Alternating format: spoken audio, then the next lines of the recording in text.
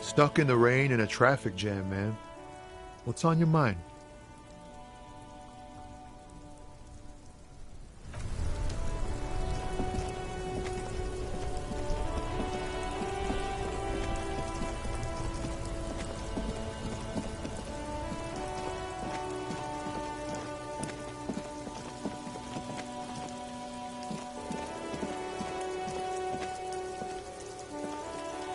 A crumpled billboard reading, Samurai.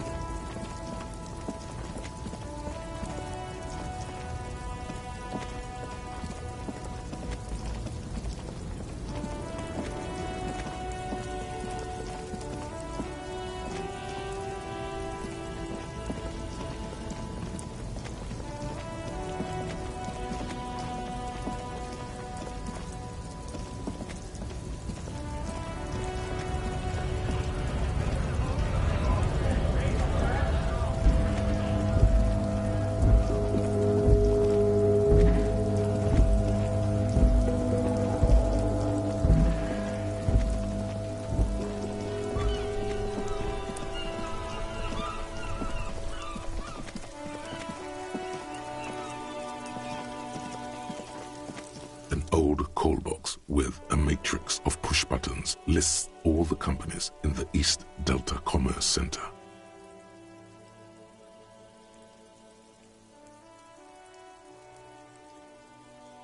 This button looks... This button looks... You hear the same waiting room music, but no one picks up the receiver.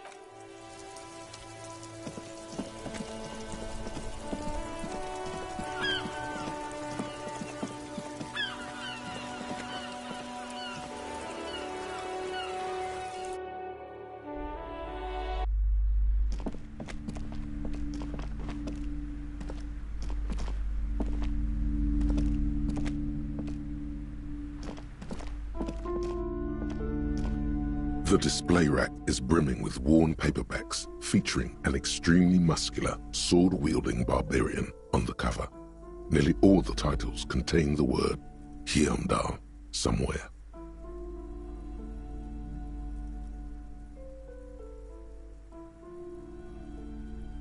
Oh, Man from Hyundai. A very popular series of adventure novels. They're awful. Blood and violence, scantily clad women, epic narratives, all those mystical things he encounters. They're bound to grab those with little imagination and nothing to do. What does it matter? They're all the same. If you're a novice of the series, I'd recommend Hyundai, The Man from Hyundai. It's supposed to be a good introduction to the series.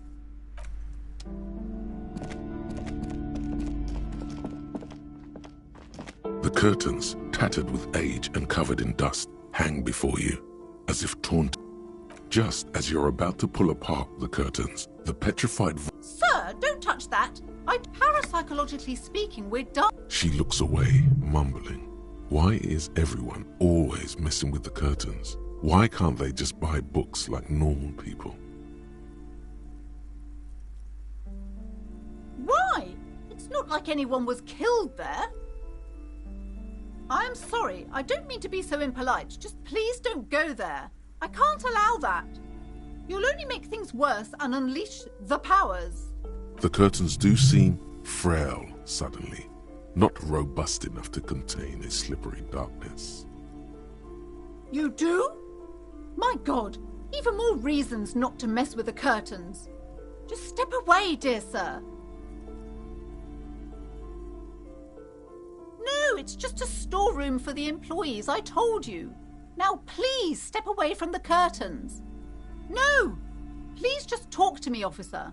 Come here. There is something mysterious about the curtains. Careful. The curtains, tattered with age and covered in dust, hang before you, as if taunting you.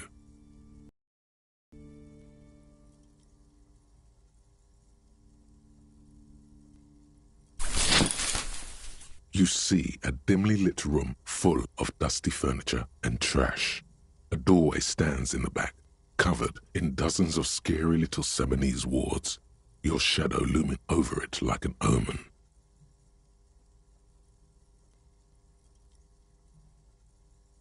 I warned you. You're unleashing forces beyond your understanding.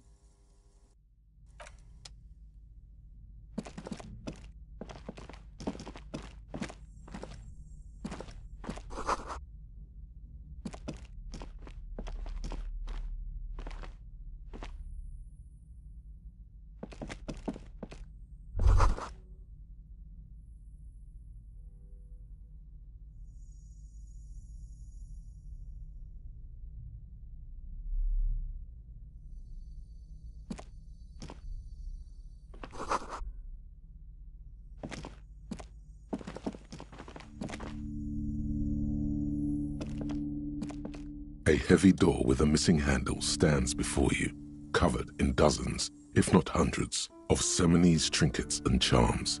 It appears, what if you just break it down?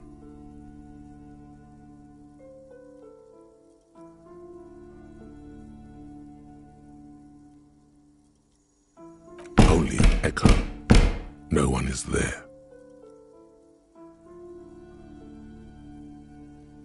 That's right. Take in your surroundings. You need to have a solid ground and a proper posture if you want to succeed. Steady breathing, solid core. You've got this. With one shoulder forward, you're ready to smash into the door like a battering ram. The room is dimly lit and littered with old barbershop rubbish. But it's made of a solid block of wood, but it has stood there for ages. The hinges are old and coated with a carmine layer of rust. It should be doable.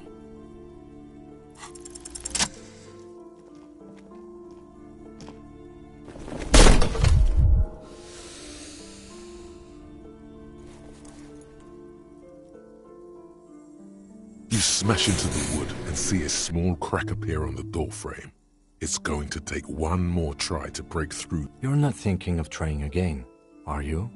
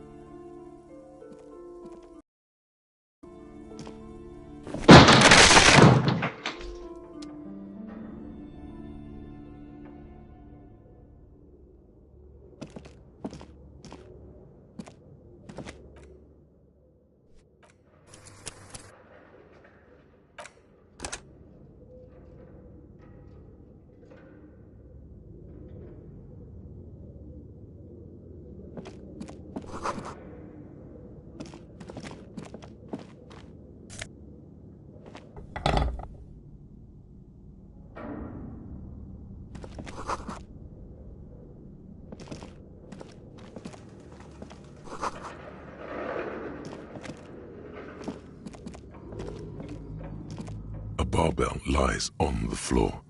The color has worn off its weight plates. It's 60 kilograms. Your triceps hum at the sight of these weights. Show the world what kind of beast it's dealing with. Lift. There are no collars on the barbell. This is a safety hazard. Why does it feel so familiar?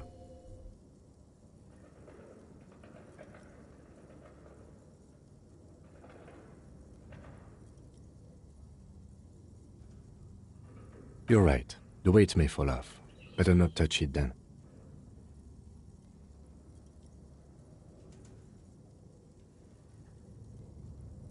It would be a violation of EPIS safety regulations if the gym was still operating, but it isn't.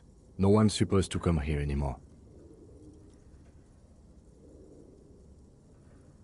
No, it's not that. It's the stale smell of rubber, the squeaky sound of sneakers, your bruised knee against the mat, and a whistle. Then the feeling is gone. It's just a memory. A memory from another life, when you were young and fit.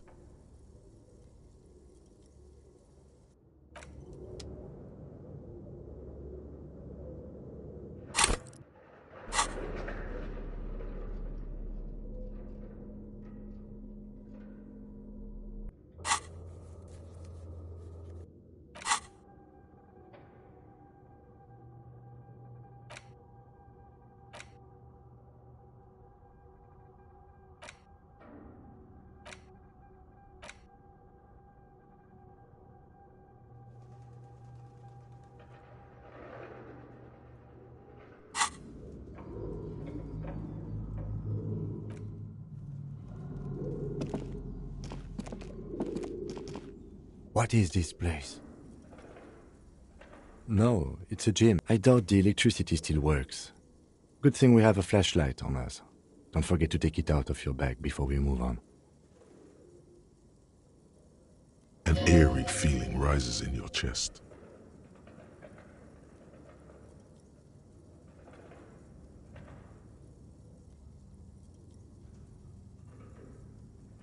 Yes, because it's closed. No need to look for supernatural explanations where a banal one will do. Now let's move on, shall we?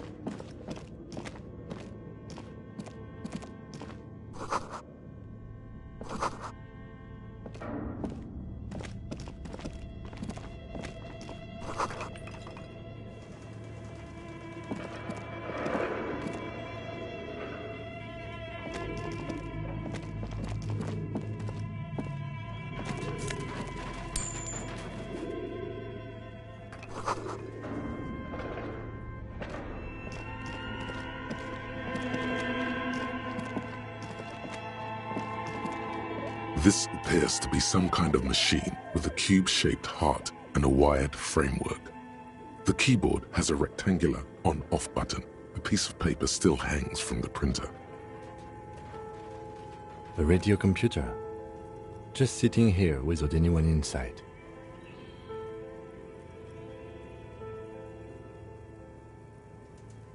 We have one of these down at the station, but I never really learned how to use it.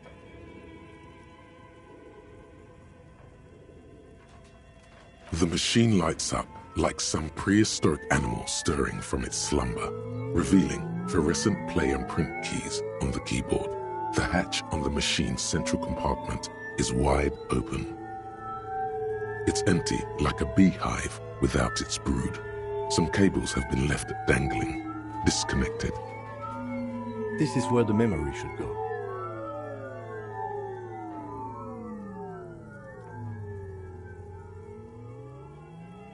Nothing happens. Nothing happens. Nothing happens.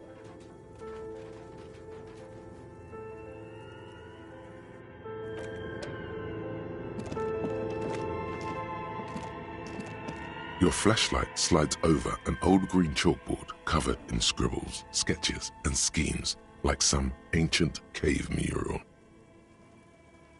Some of the writing has faded with age, but you can still make out sections here and there. Photos and drawings have been pinned to the board. These lithe, pointy-eared creatures appear to be different types of welkins. You make out autumnal candle welkins, casting, wax-based, translucent welkins, with organs shining under their skin, and even ether welkins, hailing from the vast emptiness of sidereal space. Who are all those creatures? Fantasies of a tortured, feverish mind? One of the welkins, towering among the rest, appears to be different, however.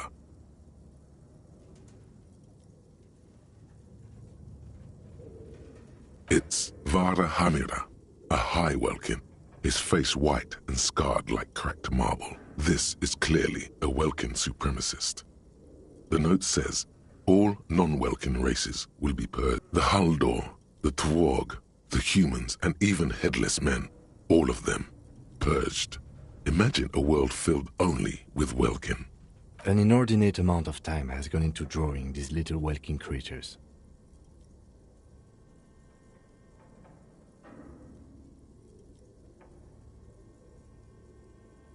Some people really like building a world, I think, even if it's just for a game.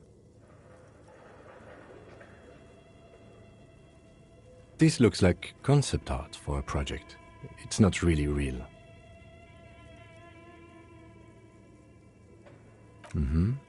Political commentary. That one has a great beard too. Just look at those details. So much effort. The photo collage depicts barren, icy landscapes wrapped in perpetual night. You see permafrost and glacial landforms, dead trees grown in under the snow. Entire oceans have been frozen from shore to shore. There are pictures of settlements on dried-up riverbeds. You see primitive oil rigs built into glaciers, boreal dvorg, yurts under the snow, great mammoth-like, albeit dark and cold. This vision also feels cozy in its own way, like eggnog or morphine. A pinned postcard reads, "The heat death scenario. A desperate fight for geothermal energy engulfs the world as Wirral becomes untethered from its sun." This is a monthly calendar from the year 50. Cryptic words like sprint, daily minimi, and GPI span the marker-drawn grid. The grand minimi stands for a mini-meeting. It's part of a bigger framework for managing work called RUN. Station 41 tried to implement it a few years ago, but failed. As time goes on, the numbers in the boxes grow rarer and rarer. The board becomes an empty snowfield in the final days. Only failure and regret dwell in this region. Looks like they didn't make it.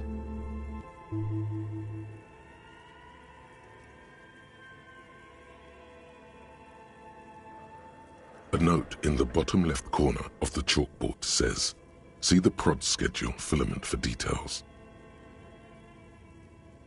The handwriting is only partly legible, but you can still make out 3 slogans: "Call in, tune out," "Wirral untethered," and "Heat death of the universe."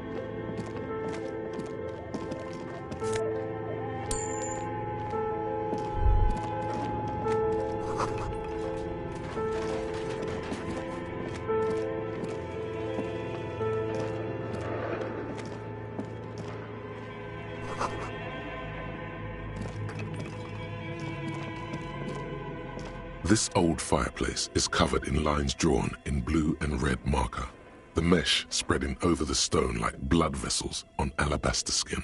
It looks ghostly and strangely ancient. The whole thing resembles Cadran mosaic tiles. Very pesantic.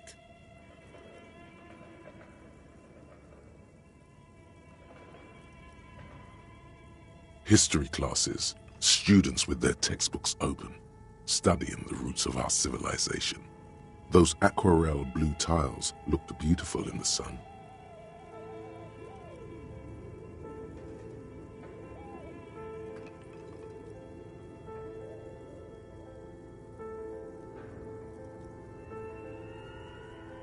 Radio frequencies, it seems. UKV 123.6, UKV 123.7, UKV 123.9. Some written notes, too. Sparse and cryptic. Unclear. It looks like a cardiovascular system split into veins and capillaries. Very advanced.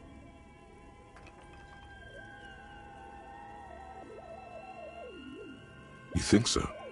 The web is comprised of radio stations, all lead back to one red heart, titled The Game Master Frequency. A note says, this one can listen in on any station it wants.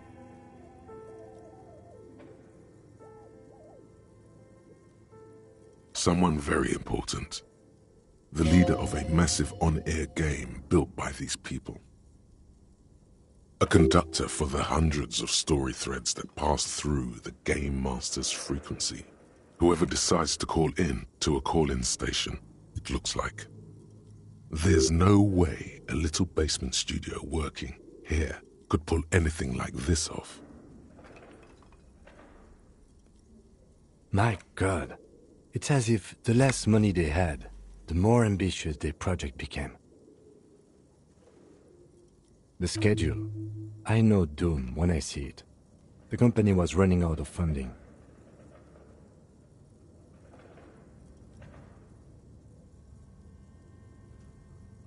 Nothing. It's just lines on marble. An echo from times long gone. No one has used the fireplace in ages.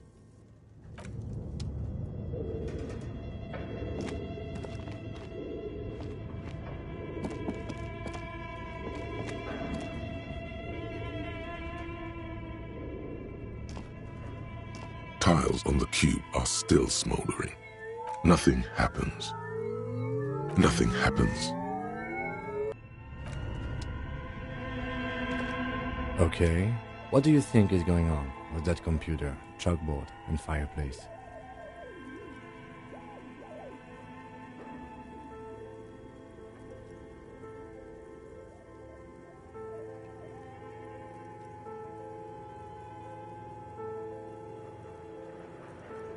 No, that's not it. I think it looks like one of those popular pen and paper role-playing games. Only these people were trying to automate it, make it work on radio computers. Utter madness, he thinks, as a compliment.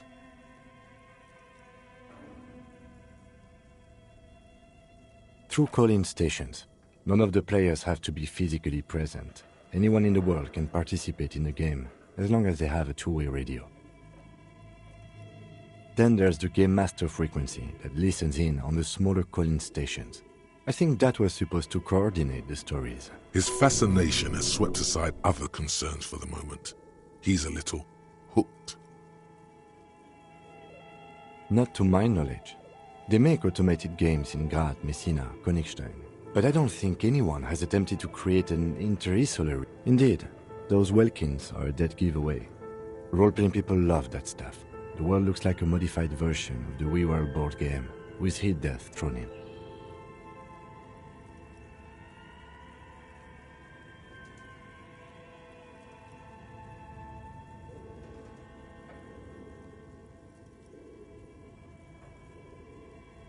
Super cool. Someone should give them millions of real immediately. This game is too good to be left unfinished. No idea. They stopped filling out the schedule on the chalkboard. Indeed, it's ambitious and untethered from reality, but...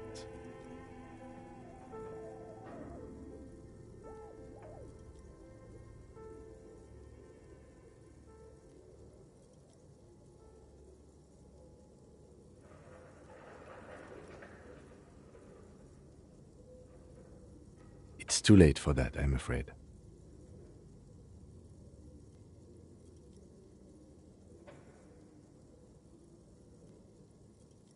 Okay, let's keep moving.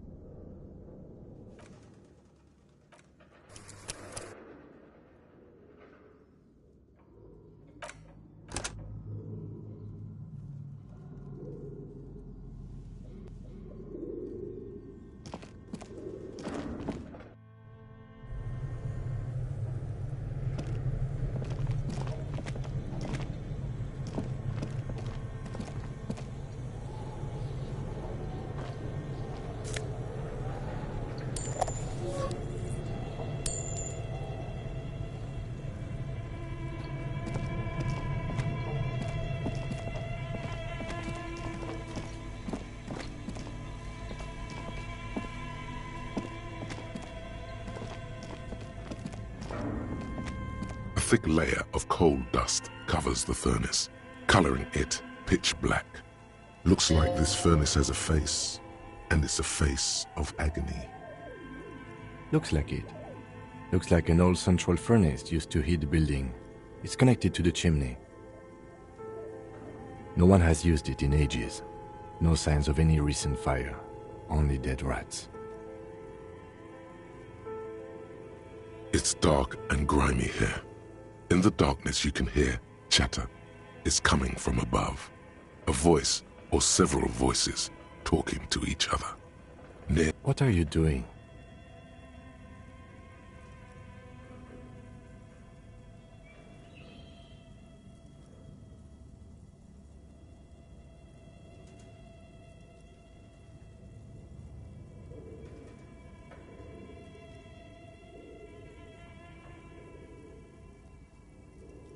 Wait, really?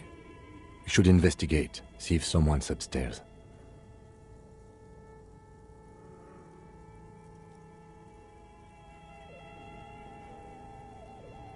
A hollow ring echoes through the furnace. Your toe hurts.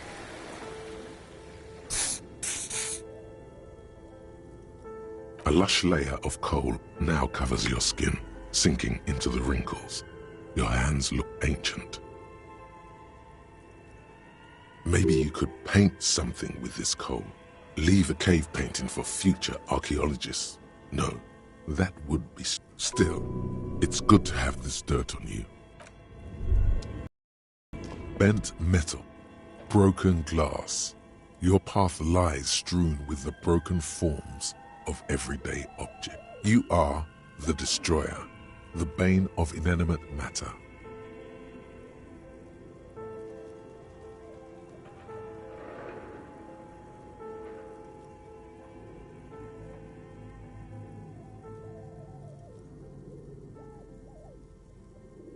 Kudos.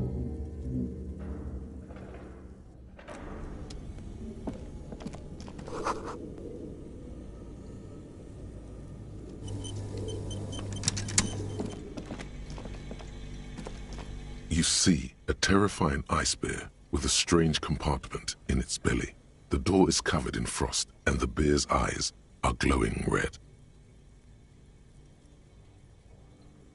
The lieutenant doesn't answer. His eyes are glued to the animal. A sharp slice of light shines out from its mysterious belly door. A gust of freezing cold air rushes to greet you. You hear a low grumble as the bear regulates itself. This is the inside of a refrigerator. The lieutenant takes a peek inside. His hand has found the holster of his gun.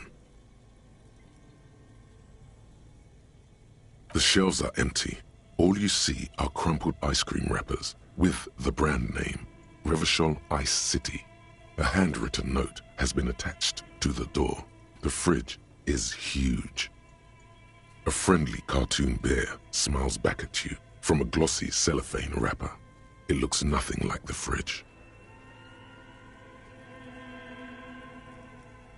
You pocket the note and the little fridge magnets keeping it on the door.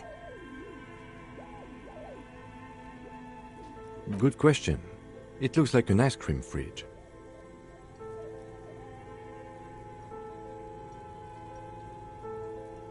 I know. What an unfortunate marketing choice. What is even worse, the bear is still costing them money to this day. The fridge buzzes with energy. The electricity bill on this thing must be catastrophic.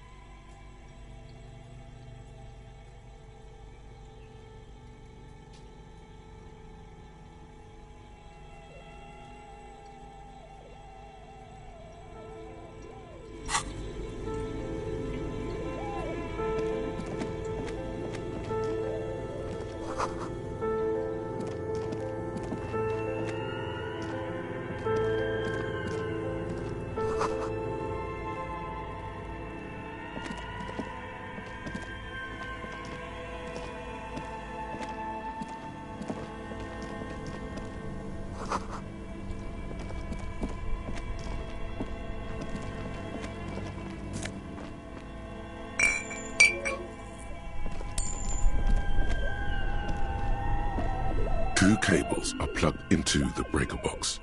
The red one leads to the ice bear fridge and the black one to the ice cream maker nearby.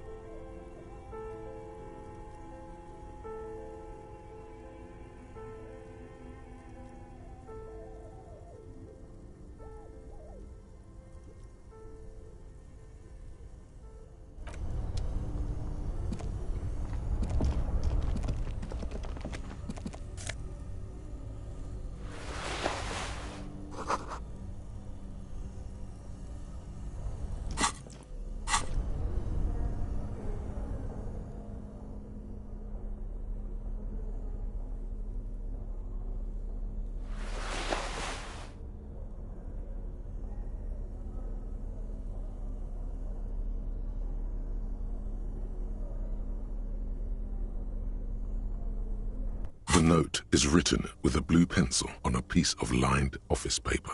The kitchen magnets have left spots on its surface. Does it say anything interesting? This is tangential at best, but the lieutenant's detective instinct is still active. Someone has scribbled, S. I can't believe the off-site copy is still here. The illiterate ginger kid keeps stealing stuff from the studio, so I had to hide it somewhere safe. You'll find the filament memory with the off-site copy in the frozen ice cream maker. Please take it home, ASAP. It's important. I'd do it myself if I lived in a civilized place with a freezer. Take care, Suliswaf. Looks like someone from that radio game company upstairs. I'm a little surprised they just left their property lying here.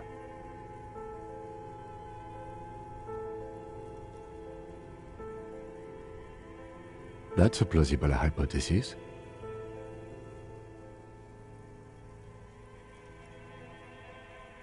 It belongs inside a radio computer, storing its memory.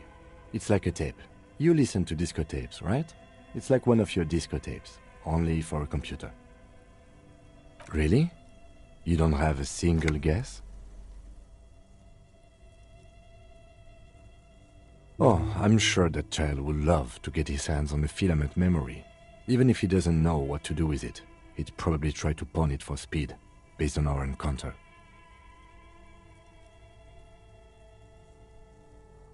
I don't know. I assume it's somewhere close to the ice bear fridge. Didn't you see one right next to the breaker box?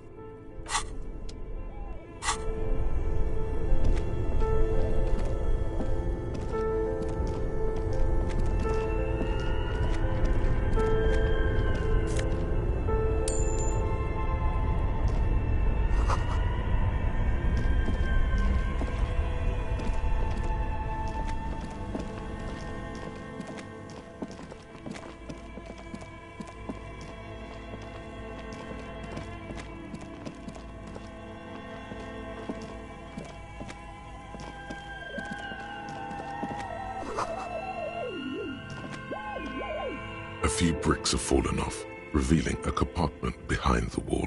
It's too dark to see in. Seems like an old bunker from the Revolutionary period. Look at all those rifles. Must be an old weapons cache.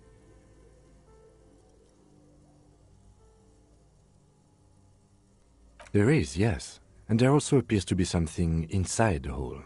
Interesting. Do you want to... Your hand reaches deep into darkness and spiderwebs. Rummaging around, you find rusty rifles hidden away. Most of them are rusty and inoperable, like the rest, but one catches your eye. A bolt-action model with a fine wood stock, in better cosmetic order than the others. That's a rare sight. Seems to no longer be functional, but still a beautiful thing in its own way.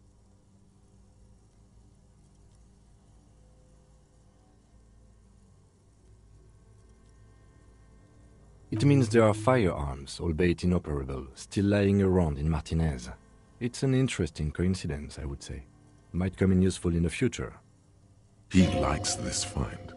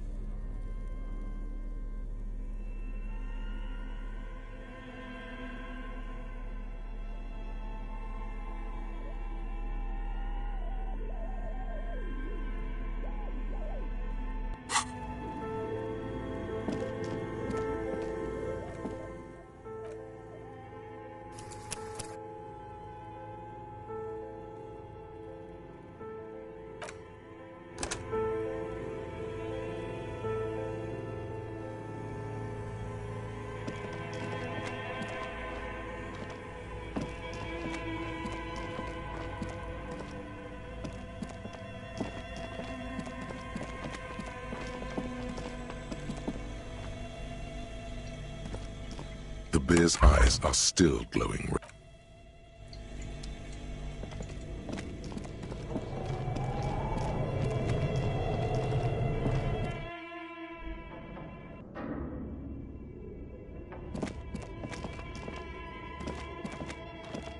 Tiles on the cube are still smoldering, casting the framework in a soft glow. Nothing happens.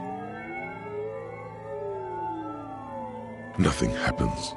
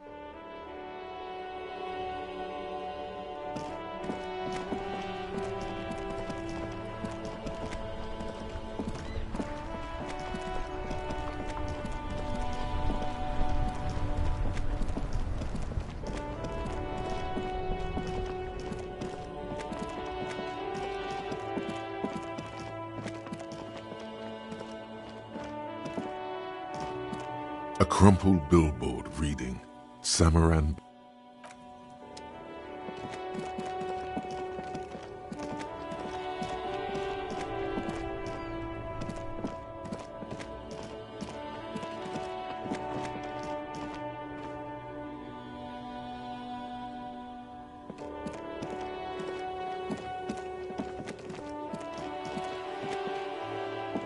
A couple of indicator lights are missing from this control panel. Loose wires dangle from the now vacant holes. In the middle is a lever. Beneath it, a small metal plaque. This panel usually closes the waterlock, turning it into a bridge that lets you cross the canal. But there's a crashed Samaran butter sign in the way. Pulling the lever probably won't do anything. You pull the lever all the way up until the metal clicks against the contact pins. You hear a soft clunk. Then, nothing happens. Nothing happens.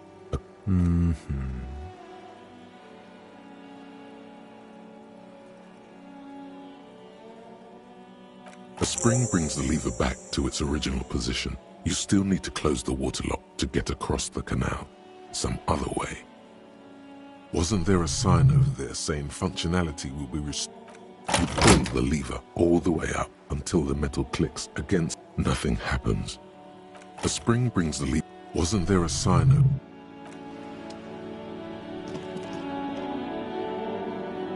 Good morning to you, officers. It's supposed to operate the waterlock, but as noted, it's all junk right now.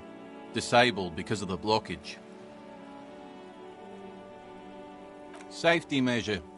Turns out the panel needs a special key to be reactivated. Wouldn't want anyone moving the waterlock with debris still in the channel. It'll be restarted on Wednesday morning. You want to do the honors when the time comes?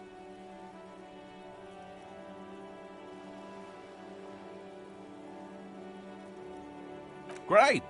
Just drop in on Wednesday if you want to see the waterlock at work. They say the Canal crew will be here at 7:15.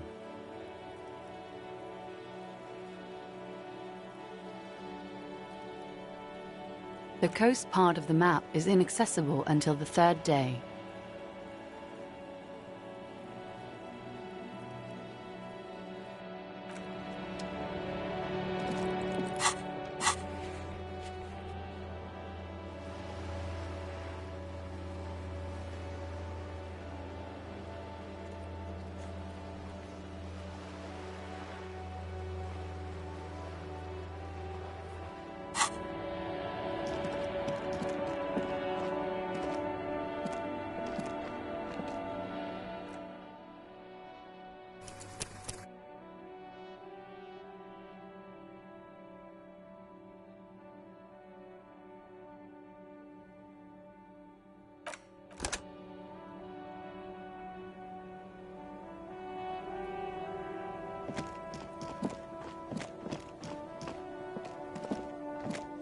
A crumpled billboard reading, Samaran butter. Whatever it is, goat milk butter.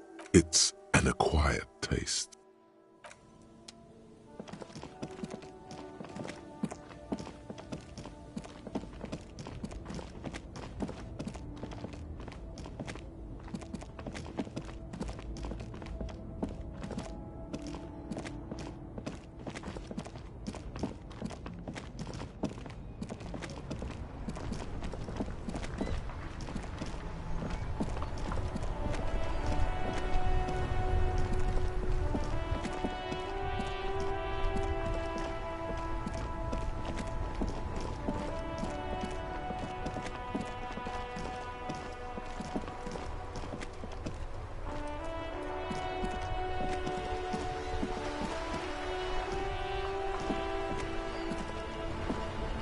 I have really outdone myself. Yes, that's what you need, Gaston. Honey, it's a little pleasures. Life doesn't need to be Hello, officer. How might I be of assistance on this fine day? Let me think. I heard someone was hanged and left on a tree for a week. But that's all I know, really. No, officers, I'm sorry. And I really would like to assist. You are... Then help them, you wimp. You have plenty of shoulder with your gauche caviar in the Union. I wish I could, but I just don't know anything. I always keep my... Odd. He doesn't seem to be lying, but there's something off here. I'm not even anyone... Of course he's holding back. His mouth is so full of Union prick he can't even speak properly. Can I at least finish my fucking sentence before you piss on it? Is that okay, René? I'm not anyone important in the Union. I just know Evrard. Everyone in Martinez knows the Clare brothers. I taught these boys human studies and history in the gymnasium. What do you know about history? You never witnessed history. Only heard about it years later, when it had already moved on. The old soldier mumbles something under his breath. There he stands, proud, rigid and alone, like a cracking marble statue. Let's try not to get caught in a crossfire. Lest we leave riddled with bullet holes. This animosity is ancient. Oh, in many ways, yes. Like an honorary member. I attend meetings and parties, help with little things. Evrard, Edgar, and the older debarders all know me. Oh, yes. Not in the technical sense. I don't have a vote or a membership card, but Evrard keeps me on the payroll. So that's what it was before. Him hiding something. He tries to make it look like he's a big deal in the Union, and now the illusion. Of course he's not a member. He's not a member of anything. I knew that. He's a Weservein. Turns to where the wind. I hate this socialist rabble, but even siding with them is better than living your entire life on the fence. Never committing to anything. Pick a damn side already.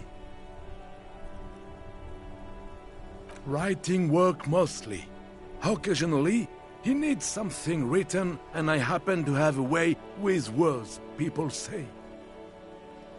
Oh, nothing official, I assure you. Just essays for the newspapers. About Martinez and how things are and how they could be. Well, he tells his little pen man exactly what to say. It's commie propaganda, plain and simple. You should be ashamed of yourself. No, thank you. For being consummate professionals. You'll have this case. I'm sorry, officer, but I really don't share food. Nothing. The only one you have.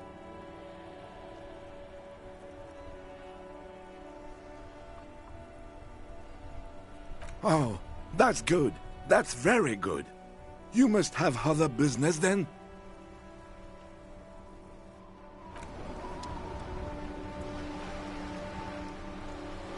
Yes?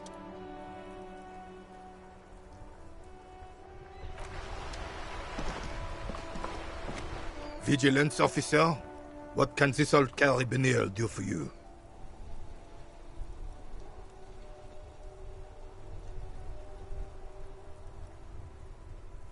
It's a Bell McGrave. 4.46 caliber. Breech loading. Revachol made. Good weapon. Accurate and reliable. This one's inoperable. The bolt spring is missing and the mechanism is jammed shut. Still a beauty. Where did you find her?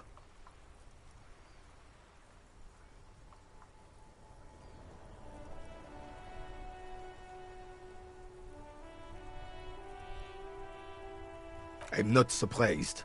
There are probably lots of forgotten wartime weapons lying around here. Back in the day, everyone had something stashed away. As for the rifle, I don't know what else to tell you. These BM-446s are an antique. No one uses them anymore. The ammunition is impossible to find. What is this? Are you mocking us? This isn't for pétanque. Now. No need to get angry again, René. I'm sure the officer tried his best. It's not like there's a bull kiosk here in Martinez.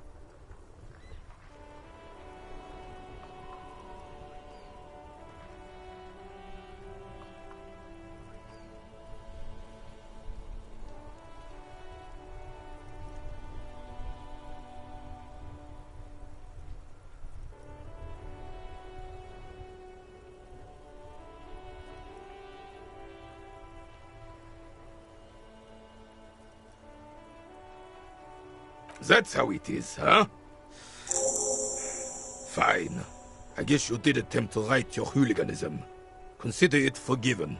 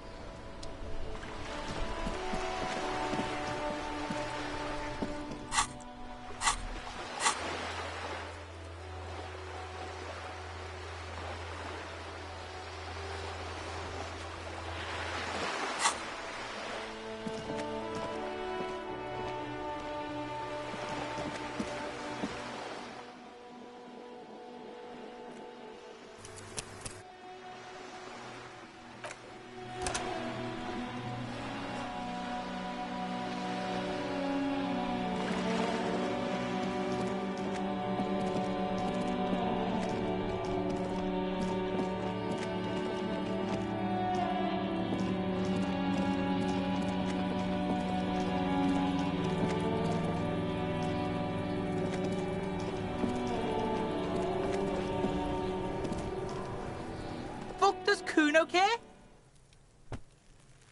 Kuno doesn't... There he still is, looking right through you with his white eyes.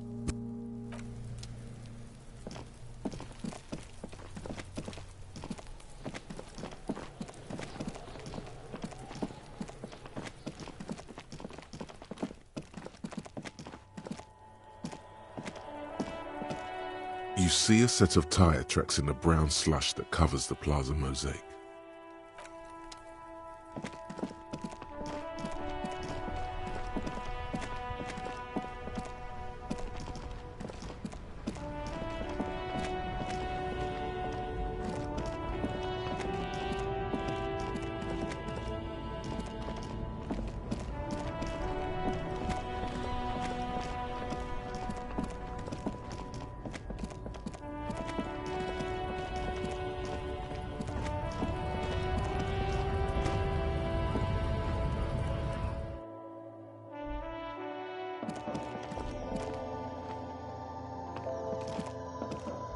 The tear machine stands in the corner. A sign said,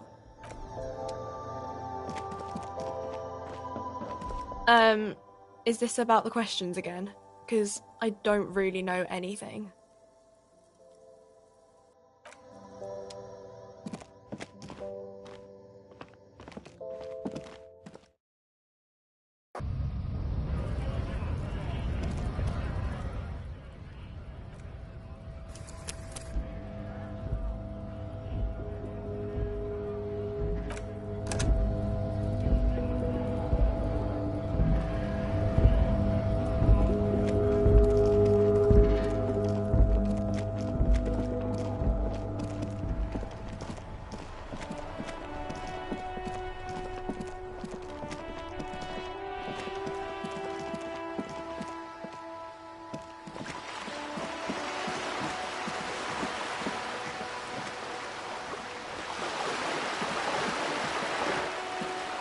this coin-operated viewer is facing south. Your money disappears into the coin slot. A clunk. The ring of metal. The curtains on the display open. You lean in to catch the view. It's blurry. Different blues and greens. In the middle of the shimmer stands a dragon. The lenses shift. The ghost sharpens into an islet in the bay. In the ruins, a man-made structure is visible. A half-sunken sea fort. Its concrete almost reconquered by nature. It looks as if it was abandoned quite some time ago. Nothing but a rotten tooth remains of the anti-aircraft tower. A lonely birch tree grows out of it. Really? I don't have the eyesight to make it out.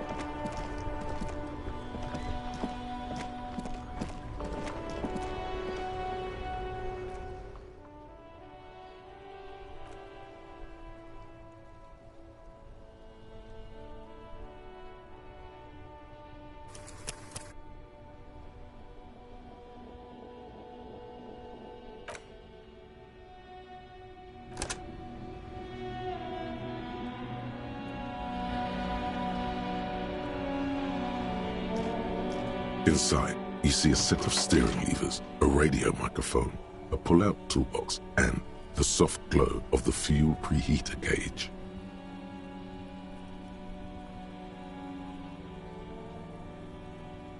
This is Precinct 57. How may I assist you?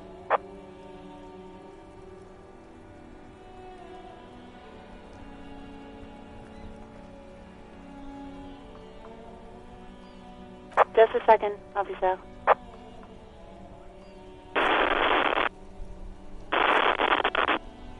Sylvie Malaika on the line for you, officer. Yes, hello? Oh, great. What else do you need, detective? Yes, I know who you are.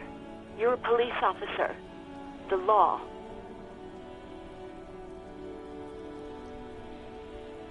Oh, no, I haven't, sorry. Real policemen have uniforms too, by the way. Where's yours?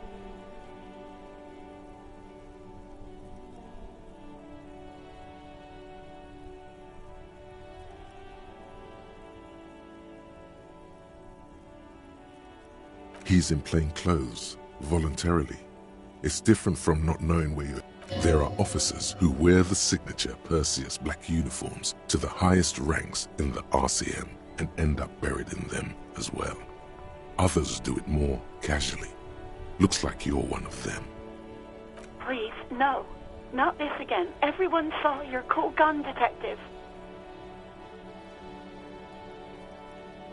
You were trying to impress some people with it. Everyone was eating and...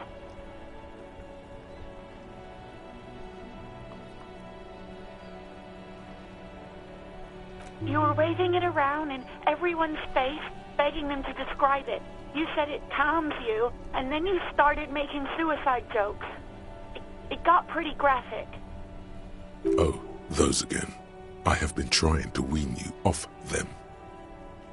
You know, when you put your gun, your actual gun, on your temple and pretend to shoot your brains out, off of that, people don't like that.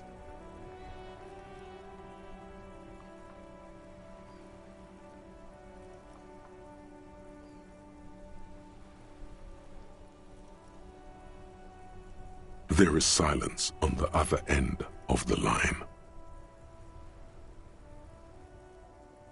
Me neither.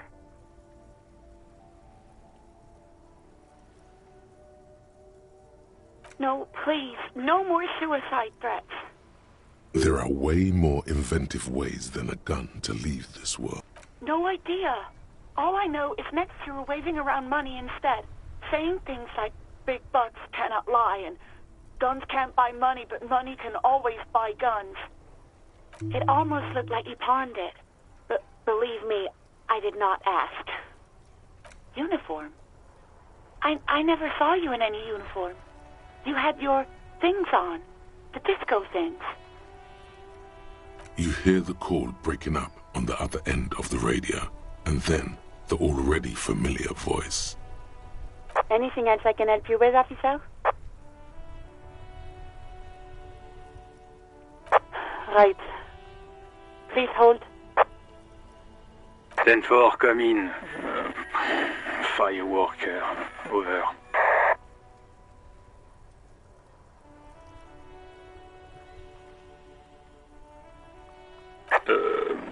Wait. Before you say anything stupid, think it through.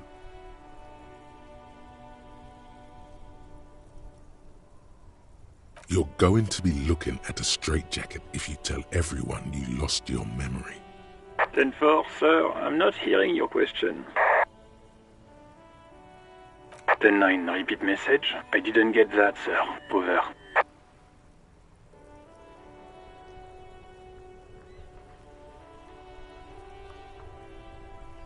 Sir, I will not have you talk to me in this manner. Over. What? What is it? What can he possibly still want from us? He seems intoxicated and keeps asking me to call him by his name. Mullen's drunk and emotionally aggressive. That's new. Wrap it up. Don't indulge in his drunken antics. Understood, sir. Over. Roger that. 10-10, over and out.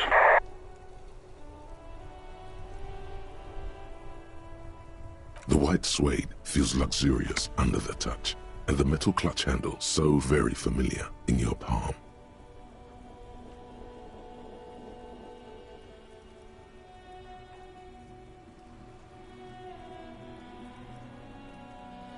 As you tap on the gauge, the indicator pin jerks as if startled. It's in the... No, that's enough fun with the foldable headlights. I know they are mesmerizing. They're also...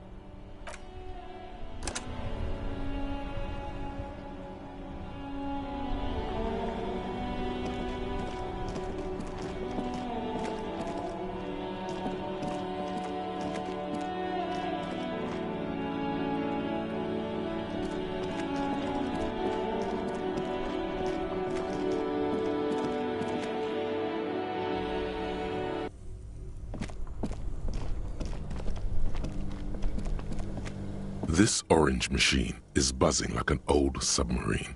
It has a hand-cranked ice cream churner on. You slip your fingers under the frozen lid, but the ice is too... If you want to try again, then you need to have the pry bar in your hand, detective. Equip the pry bar by going to the Tools tab in your inventory. From there, you can equip it to a held slot.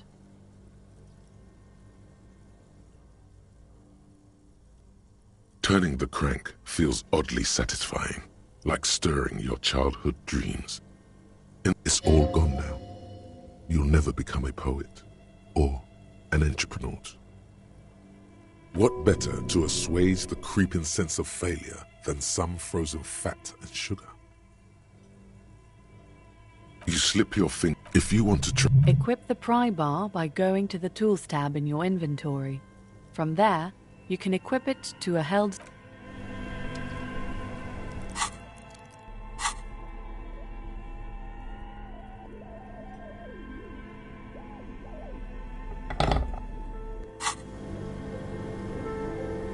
This orange machine is buzzing like an old submarine.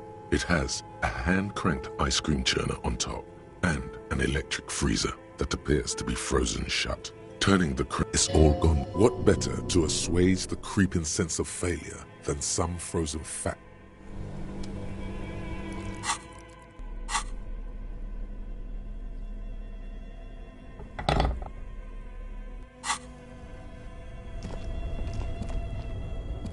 Two cables are plugged into the breaker box. The red one leads to the ice bear fridge and the black one to the ice cream maker nearby.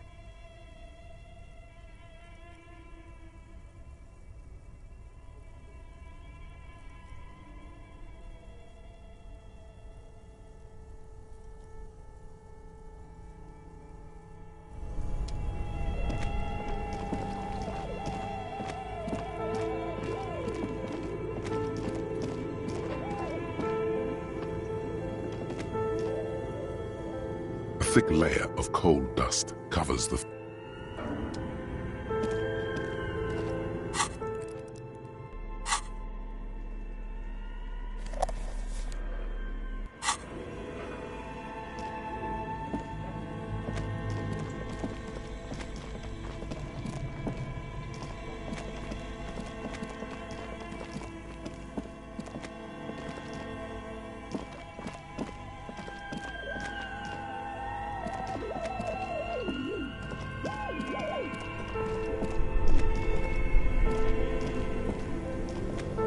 This orange machine is buzzing.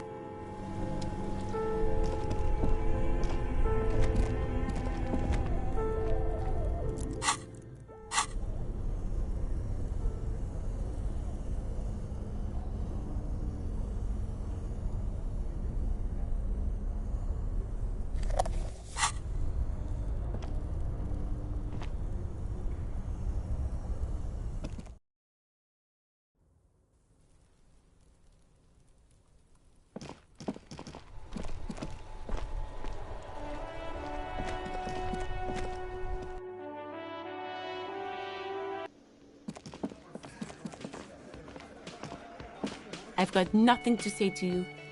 Why are you... I am not. You could be, Liz. You could be anything. You could even... Even a mod? Glenn, I went to law school. He's right.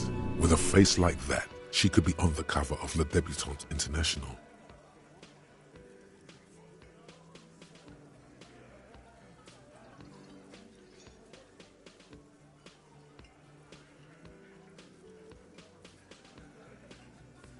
So fucking what? Lots of models are actually really... No, Glenn, they aren't. It's not her. She's not a hardy girl. Definitely.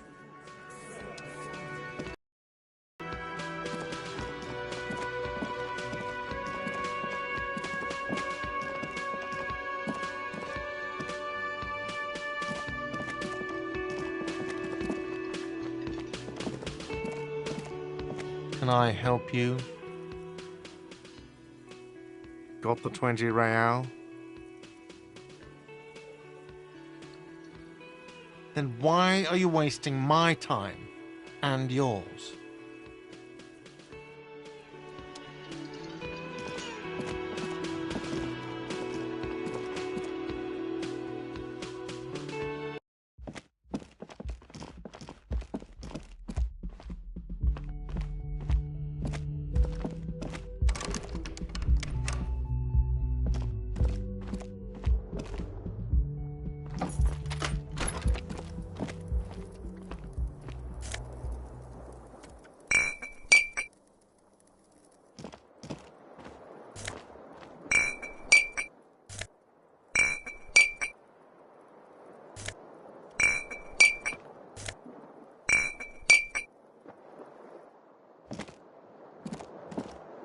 The window stands broken in its frame. Cold wind.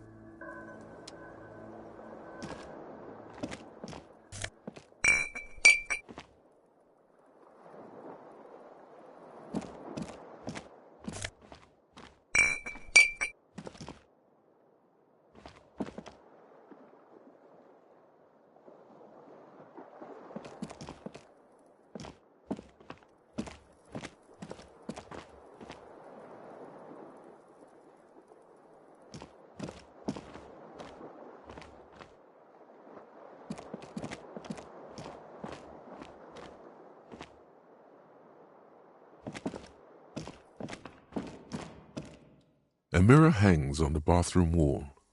In it, your face.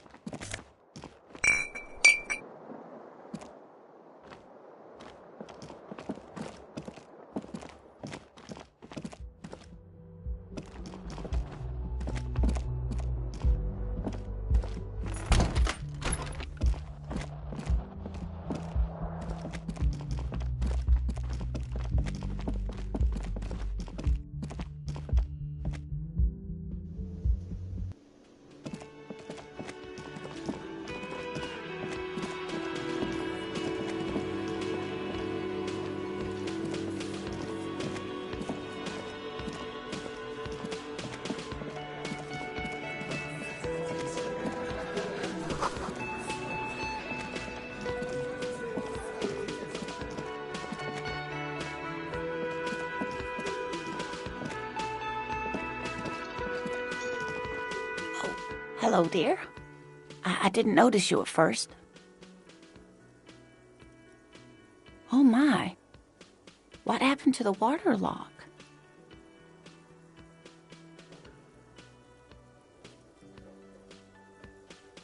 Oh, sweetie.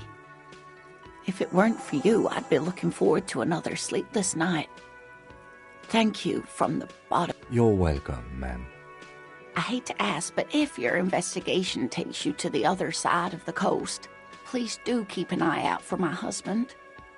And if you see him, let him know Lena is waiting for him here at the Whirling. He gets so tangled up in his work that he may not know the water lock's been repaired, and it's cold out there.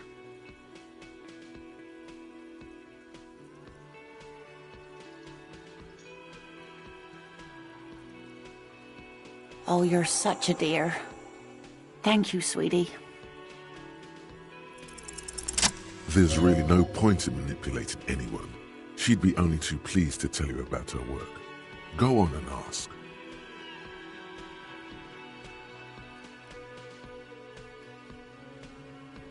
Oh, I'd be delighted. Truth be told, I could really use the company too. One cryptid, not a couple. One. This won't turn into some kind of cryptid extravaganza.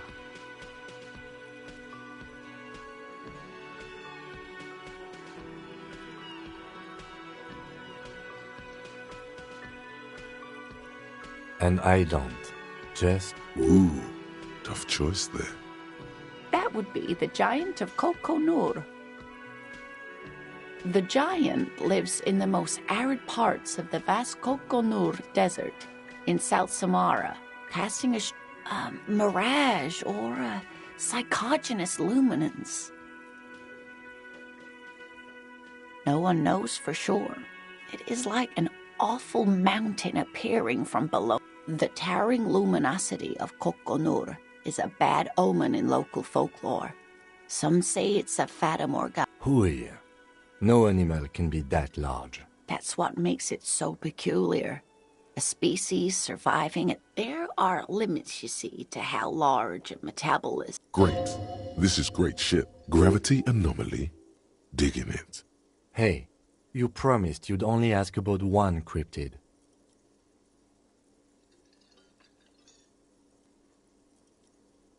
He nods approvingly.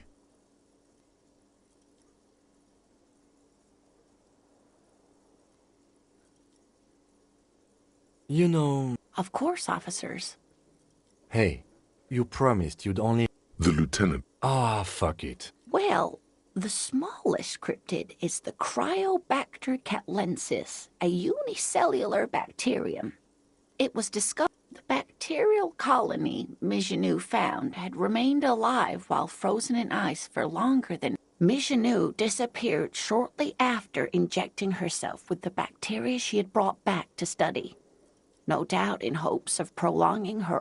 Yes, the bacteria had survived in the ice since times immemorial.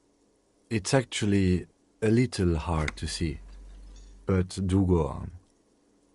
Yes, and she's quite mad, too. After she treated herself with the bacteria, she stopped aging. We can assume that she has been living somewhere in the wilderness for decades now, all alone except for the Cryobacter catlensis coursing the gnome of Jeroma. Oh, yes. None of its victims survived. Grieving relatives never even found their bodies because the gnome... It was reportedly a small creature with webbed fingers, and a couple of campers found it when it was already dying. They heard an... It still took the gnome of Jeroma an entire day to die. If the body of the creature was found, why aren't there detailed illustrations of it in science textbooks? Alas, the first scientist who got his hands on the creature's corpse put it in a jar of formaldehyde, thinking that would detoxify the gnome's venom. Instead, all the venom leaked out of the creature's teeth and into the surrounding liquid, dissolving the creature itself. A poetic end, perhaps, but a real loss for science.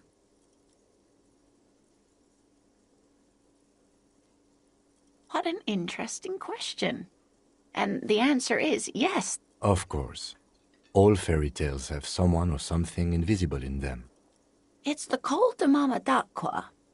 Its name means thin whisper of sound, and that's precisely what it is. Col de Mama d'Aqua can also be translated as a whisper light and low.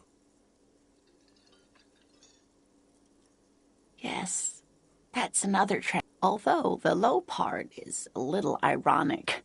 The Col de Mama d'Aqua makes, or rather is, such a high-pitched sound. Fine, I'll bite.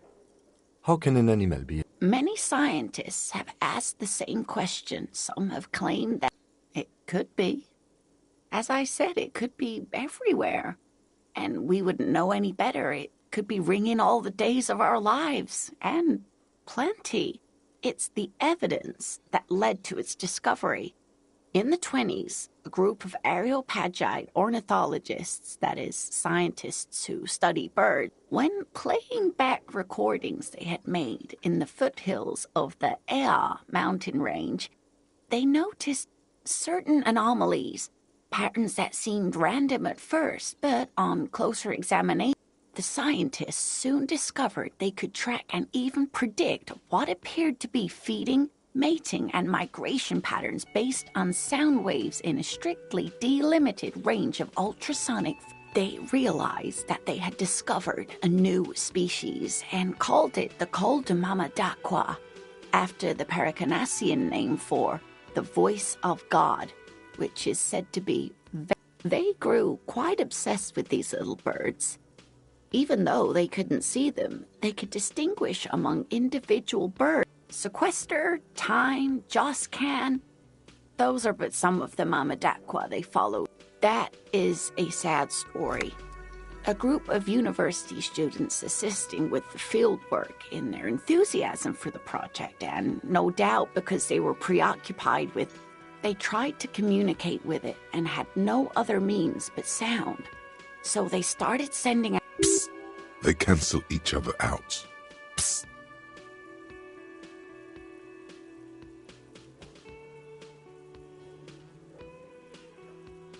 Well, dear, they cancel each other out, and these tests were performed so recklessly that when they happened upon... After that, the corpuscle appears to have migrated elsewhere. There have been recordings of anomalies similar to those spotted in Ea, but... Of course. A common thread in these. Disappearance and... I'm glad you did, dear. What about what? Yes, it's the kind green ape.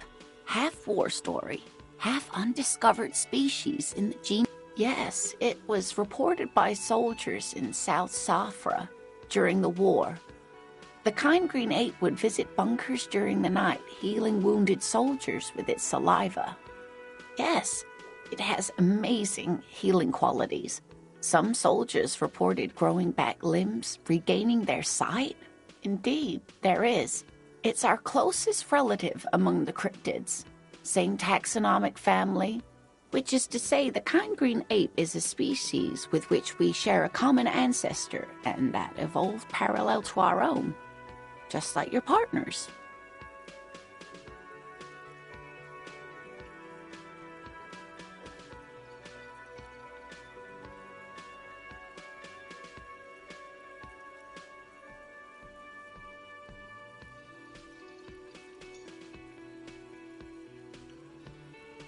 The lieutenant looks at you. Oh, no, I didn't mean to imply that Saelites are inferior to us in many ways. You are superior. For example, your ear... A tremendous evolutionary advantage, I'm sure. But perhaps we've had enough speculative biology for today? I'm glad you like them, but I'm not really one to tell you about all of them. You should ask my husband if you get the chance. He...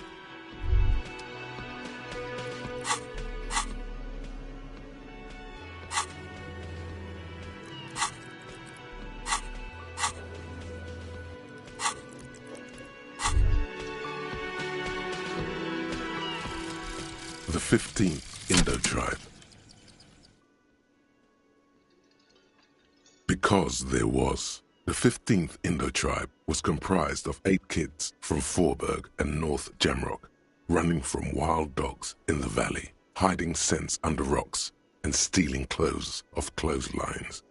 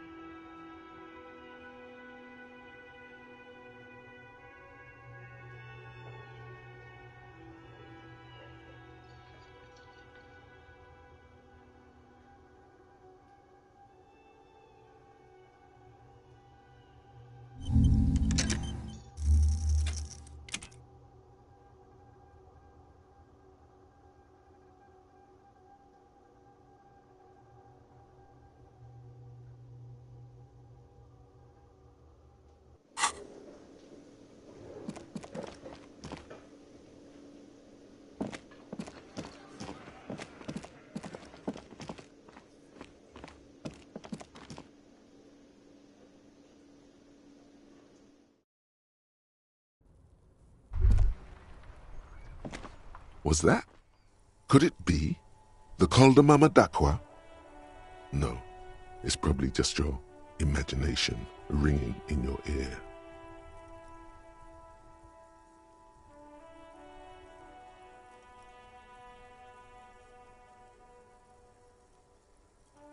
There seems to be an extremely high-pitched ring. Ultrasonic. Lena said it was very high-pitched, right? It's like... No, I don't hear the Col de Mama d'Aqua. Of course he doesn't. He's deaf. There it is again. You are about to rediscover a long-lost species. It must be very close. Maybe, just maybe, it will keep still. It might perch on your shoulder. What are you doing? You're a police officer, not a pansy ornithologist. The only birds you should be looking for are healthy women of childbearing age.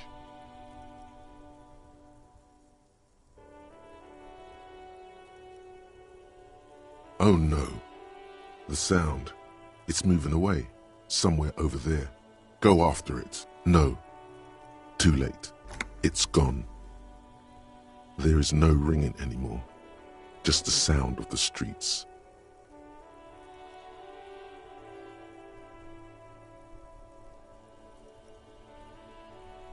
Keep your ears peeled, then. If the species really has migrated to Martinez, you're sure.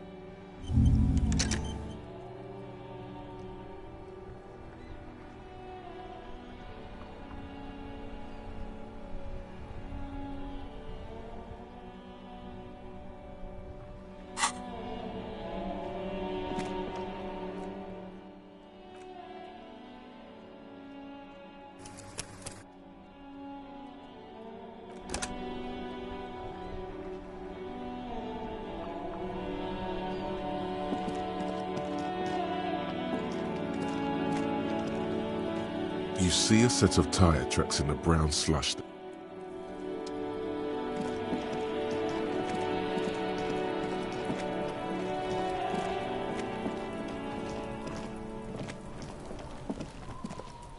What do you see?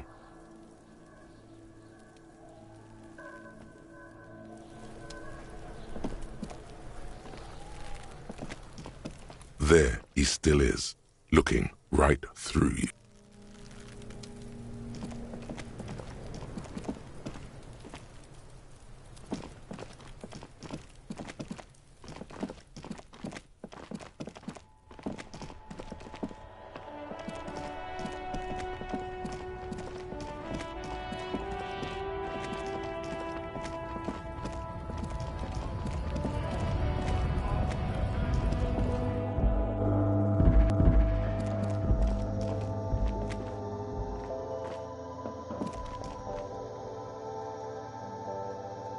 The tear machine stands in the corner. Your bottles clunk into the machine, and the money appears with a satisfying jingle. Do you know what you should do with that money, kiddo? You should buy more alcohol. Enter the endless cycle of consumption.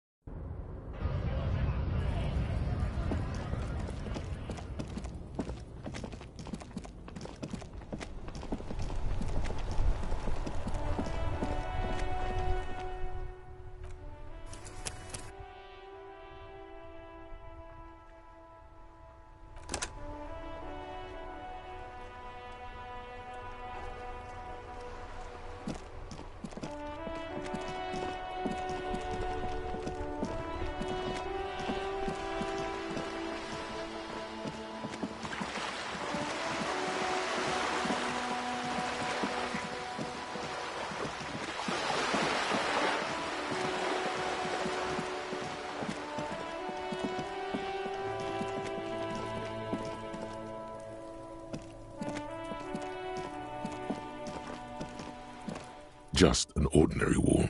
Nothing to see here.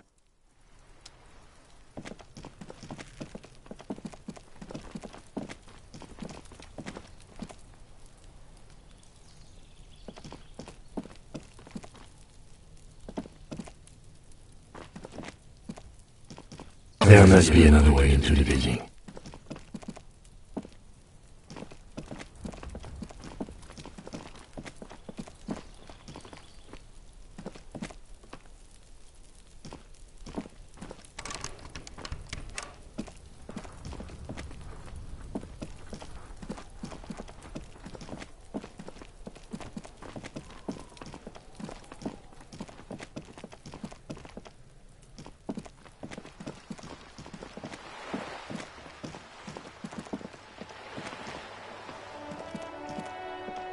Hello again, officers. Have you come to admire?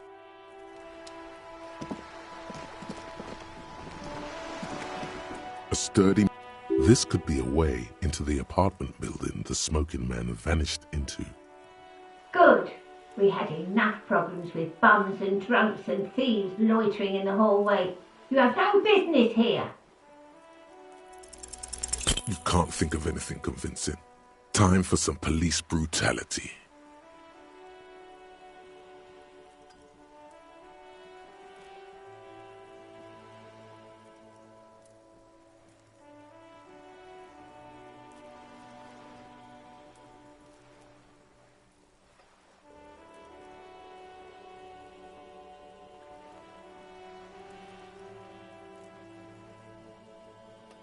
No, you're not. You don't scare me, punk.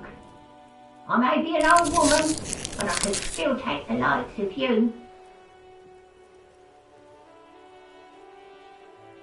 The door rattles. Stop banging on the door. I'm not... The police? Everyone knows the police don't come round here. No, I already told you. I won't. Go check the backyard door. Maybe...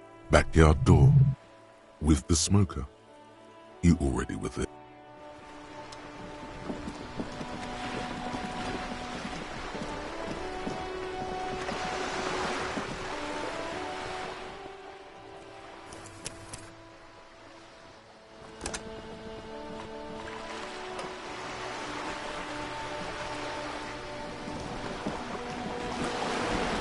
You're back.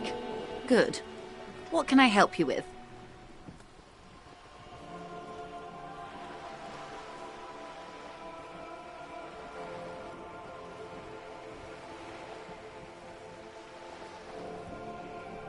What we do?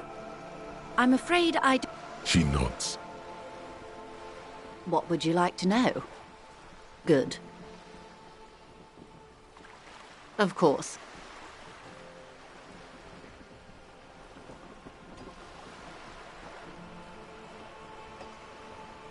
Of course. How else can I help? I'm afraid I can't say any more until we've taken care of formal protocol. Feelings will guide the way. I assure you, it is no small matter for me either. We all share the responsibility for disarming this situation. I hope you have a badge for me as soon as possible.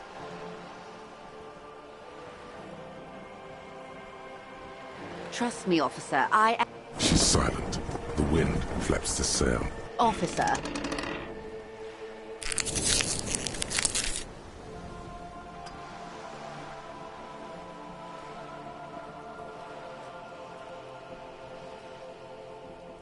You know, I don't mean to sound cold, but if you want something, you have to give something back.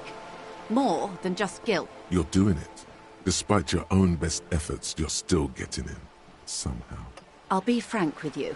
If I'm going to break protocol, I need to be able to justify it to my superiors. The Union is conducting drug trade out of the harbor.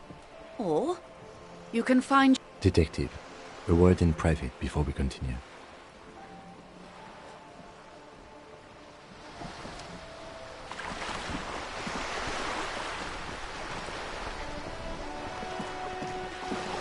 This is not going quite as I hoped it would, Detective. Honestly, I was expecting you to use your unorthodox technique to keep her off balance, and you know, not volunteer us to be her henchman.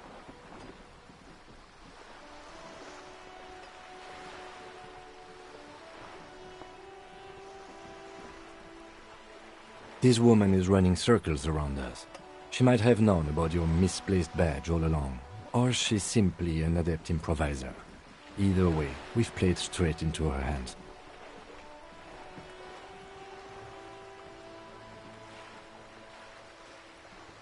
Oh, that would be fantastic. You could request a new one from your... No. If there is reasonable suspicion, we must investigate. What I propose is, we ask her, then we investigate, briefly. But do not share the outcome of this investigation with...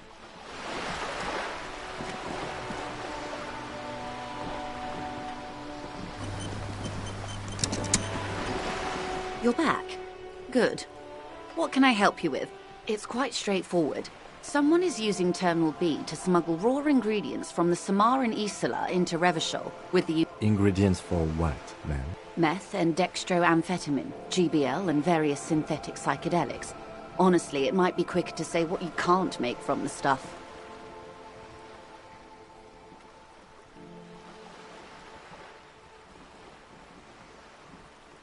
Yes. After they clear the terminal, we lose track. The actual production is taking place at various sites in and around Jamrock Quarter, north of here.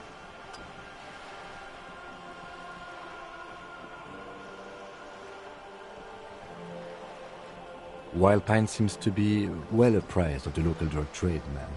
Do you mean to say the Union also produces the product? Sells drugs? We're in logistics.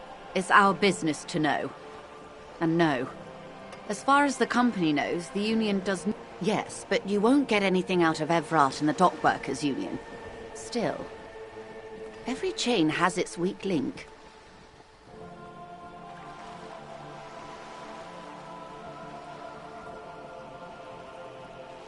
The lorries. Someone needs to move the ingredients from the harbour into the city.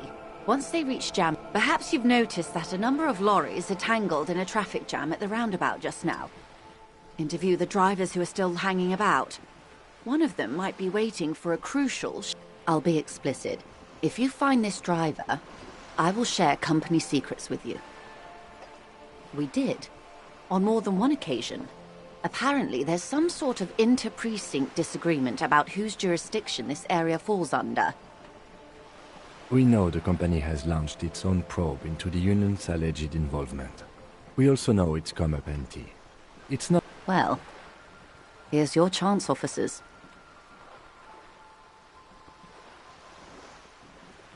No. We asked East Motor Track to raise the drawbridge. The road company is a partner of one of our subsidiaries. This is a limited time opportunity. Once the complaint has been processed by the Trade Committee, they'll have no choice but to lower the... Thousands of litres of raw ingredients will pour onto the streets of Revachol. Well, at least this solves one mystery. What is that, Lieutenant? Why I had to call East Motor Track and beg them to open a drawbridge for me. I am sorry for the inconvenience, Lieutenant Kisaragi, but we need them trapped here. This is a unique opportunity. How do you think they're financing this strike? There are thousands of unpaid dock work. There was a shakedown of local businesses preceding the... With all due respect to these desert cacti, the contents of a few cash registers cannot provide for 2,000 men. Precisely. Smuggled out of that very gate at night, most likely, then loaded onto lorries and driven to Jamrock. You simply need to find one driver who will open up to you. The two might even be connected. Or not. Though, if... As eager as I am to share it, Lieutenant, once the job is done. Yes? Excellent. It may come to nothing, or it may just blow the case wide open. I can keep the drawbridge up for a few more days at least. In the meantime, let me know if there's any other way I may be of assistance.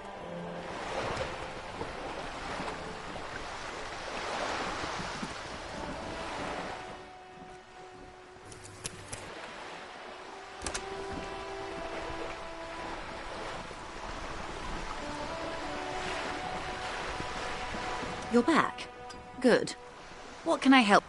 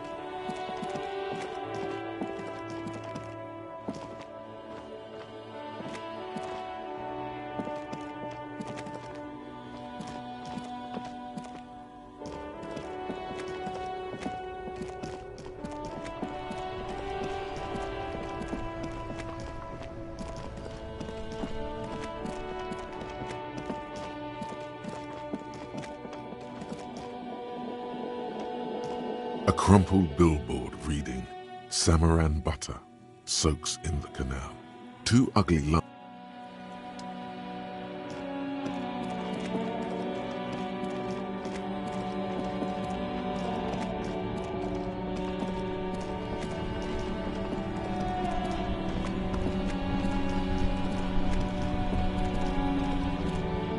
Still here, stuck in this damn jam, my man. What's up? Ah, man, me and narcotics go way back. But those days are behind me. There are other addictions in my life now. Why the inquiry, my man?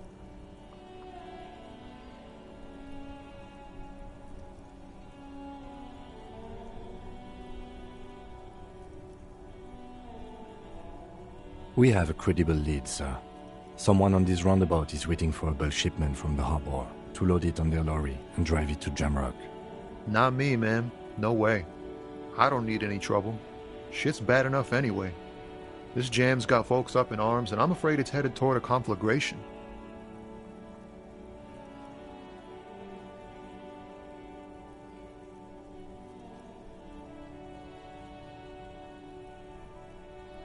Look, man, I try to stay away from the criminal underbelly of Revachol. I'm a guest here. You really need to find another man to... We wouldn't say he's lying, sire.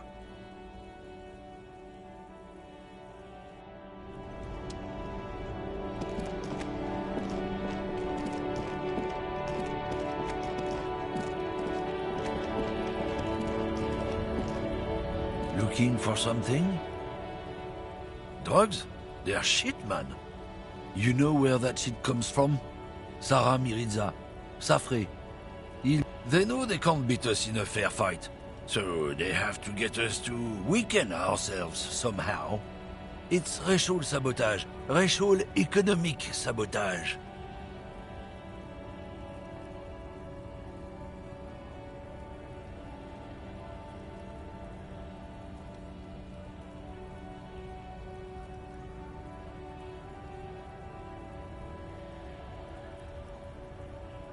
He eyes you warily, unsure how to... I don't know shit. And if I did, I wouldn't tell you. What do you think? I can't leave the lorry unguarded. Stuff's been getting looted lately. It's those little kips sneaking around at night. If they touch my... There was a bunch of spilled boxes in the back of a big lorry nearby.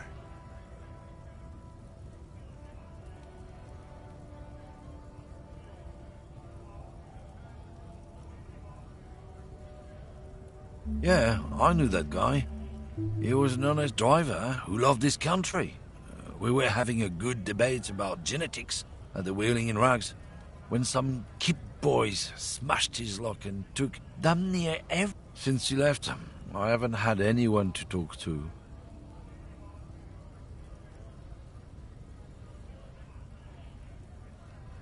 It's a fucking travesty, is what it is.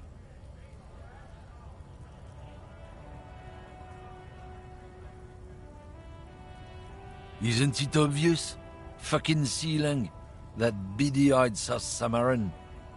He's a Samaran guy who likes to pretend he's some kind of businessman. Really, he just follows the smell. It smells like apricot and... Yes, yes. Looks like I offended your partner there.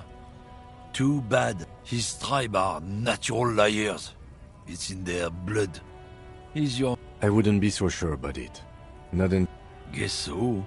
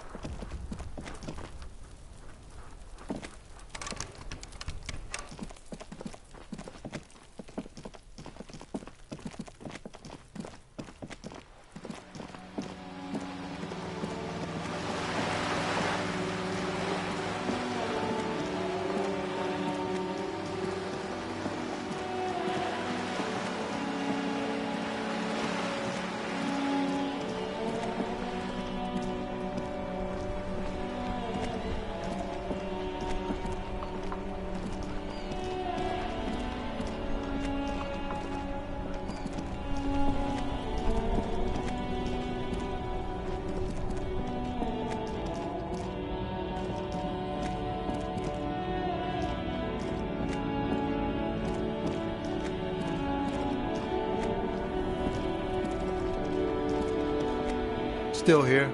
Stuck in this damn jam, my man. What's up?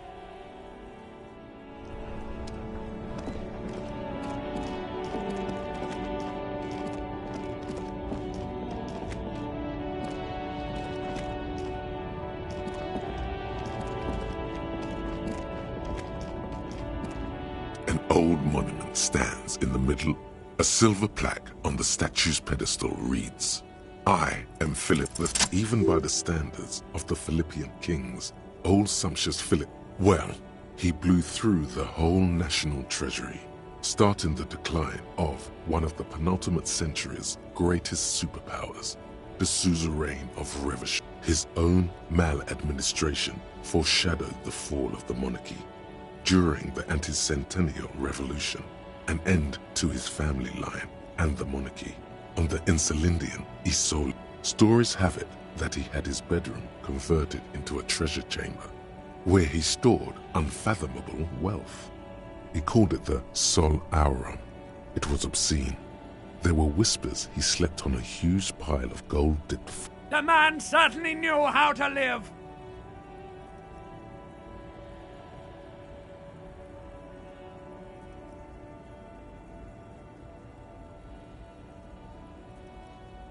But wait, you haven't even heard about his fabled cocaine addiction. You see, old Philippe wasn't just good at squandering the national treasury on gold and ceremonial weaponry, he was also a prodigious snorter. Not just any nose candy though. We're talking Royal Philippian Blow, allegedly twice as potent as the stuff you find nowadays, and purple. Philippian cocaine was purple. Cocaine.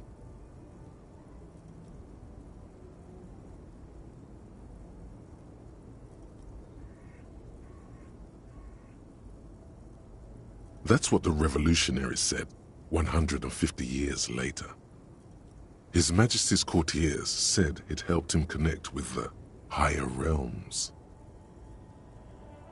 Beneath the cold waters of the Insulindian Bay, thrown there by the original was blown apart by communards, then further damaged during the landing of the coalition's airships.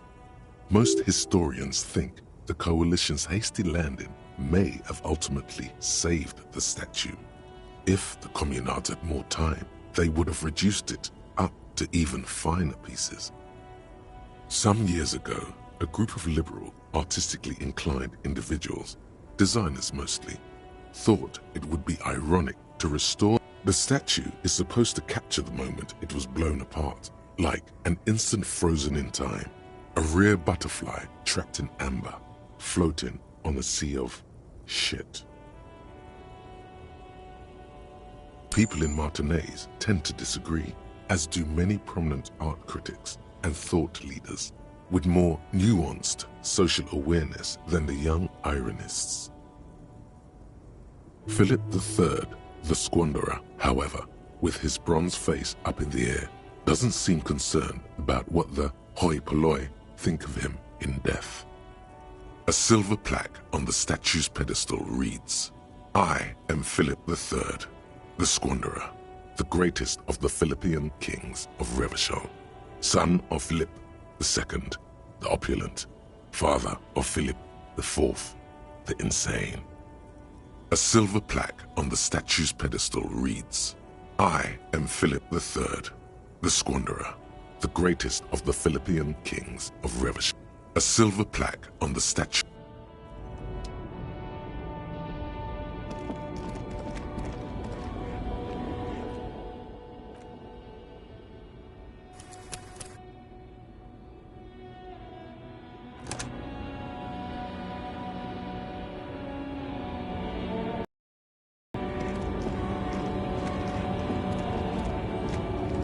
The woman still has her eye.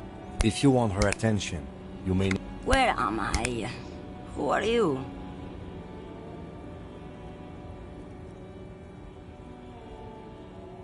Never mind. I remember now. I'm still stuck in that traffic jam in the 50s. The men have small jaws and everything is made out of plastic. Why do you need plastic when you can make the world out of amber? Back in Methka, during the time of the revolution, the sidewalks and cafes are filled with young people. I was on my way to see a new Boyadero until you came along, that is. This is Gabriel Buenguerro. A strikingly handsome man looks straight at you, his head crowned with a wide brim hat. His hair is dark as an oil slick. He was the biggest star of his day. Girls used to faint in the aisles of cinema whenever he came on the screen. And schoolboys used to memorize all his lines. Someone was...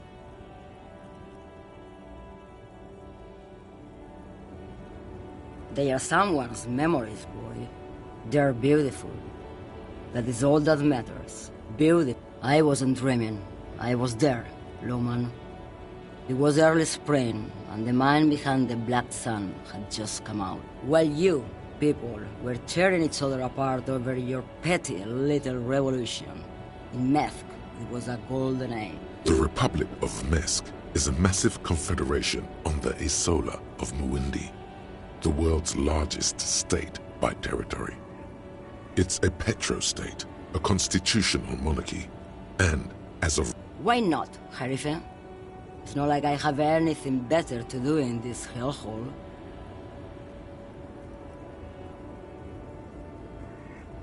There's something off about this woman. Tell her to show you the soles of her boots. Maybe she was at the hanging somehow. Diamonds? Of course not. But wouldn't it be marvelous if I was? Whatever stupid things they put in the lorry, I imagine. I quit concerning myself with that a long time ago. Besides, I don't drive the lorry for the cargo. If you... She says that as if something narcotic is the real reason.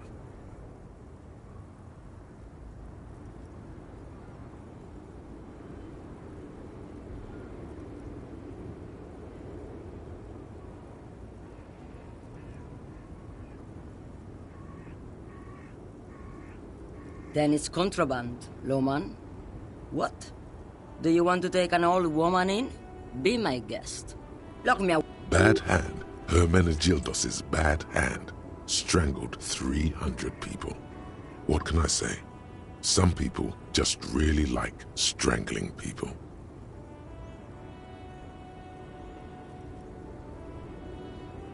Now what do you want with an old woman's boots, Sheriff? I'm starting to think you should let me get back to Gabriel Buenguerro. You are no Gabriel. She's wearing sturdy workers' boots made of black leather. Buckles run across. Just before Gabriel, it was the coronation of Franco Negro. Now, there was a real man.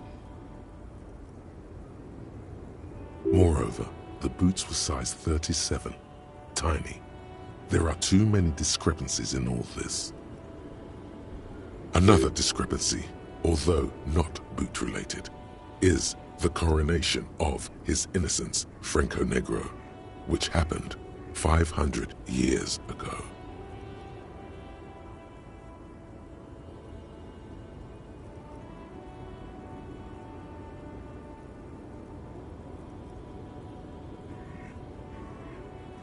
It was.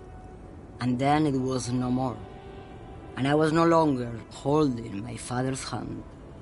He was no longer descending the stairs in Ryle. The crowd had gone silent. Perhaps it was another Herife who came and woke me up, looking at my boots, asking questions. Or perhaps it was one of the... As she says Carnival, she gestures to the empty square with the statue and the machines. I could have told you that from just looking at them. A size 37. The feet of a little girl, they fit well on the pedals. Of course not. To truly understand the boyadero, you need to listen to On the Western Plain. The boyadero, boya for short, is a cowherder from upstream Magritte, the great steppes of northern Mesk. He is a rugged individualist.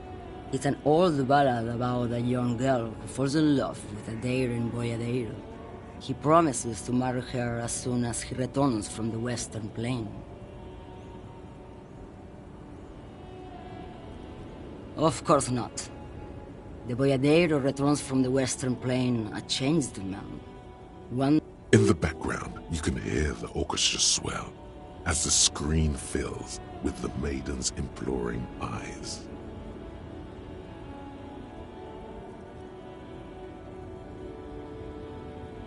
So the boyadero strangles his beloved and throws her body in the Magritte. Then he rides off, because the western plain is calling to him.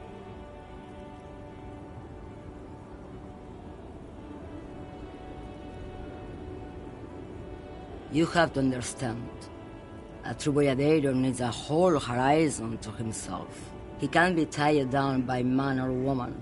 His beloved was selfish. She didn't know what it meant to love a boyadero. What do I need drugs for, lawman? What I see, what I feel, the great adversary, no drugs can compare.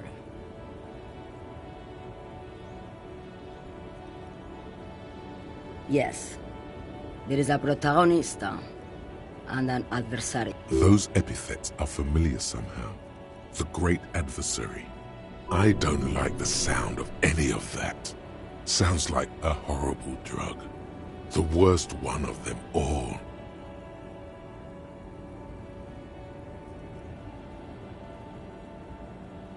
Then what were you getting at? Maybe if she thought you're corrupt. You're man, lawman. What of it?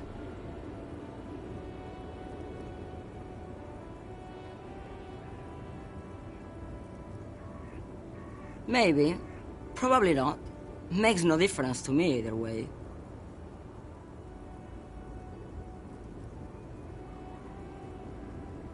Just this month, I made half a dozen trips from Saramiriza to Grat, on the U41A.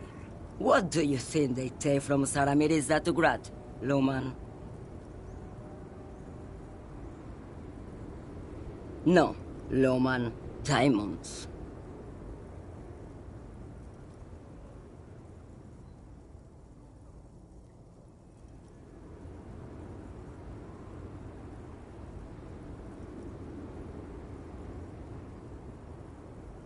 Diamonds are good for you, lawman.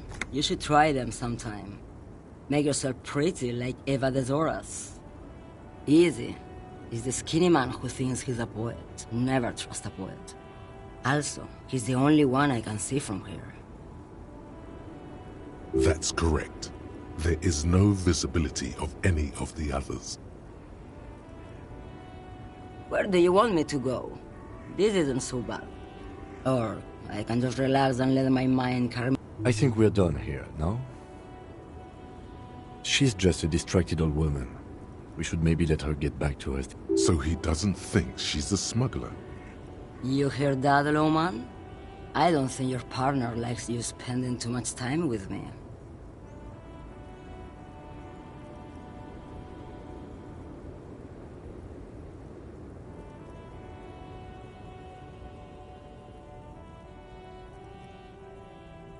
Nothing.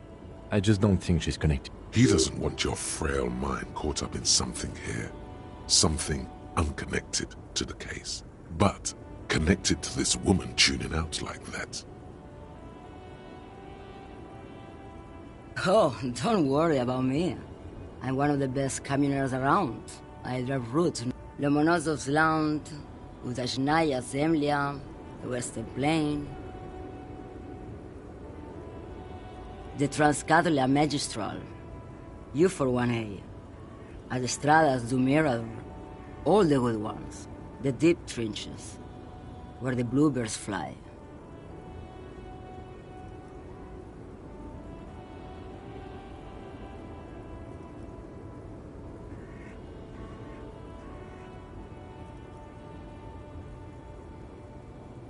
You're right, Lowman. I'm the one who should take my health more seriously. A correct appraisal. You're quite shabby. Is that all you woke me up to say?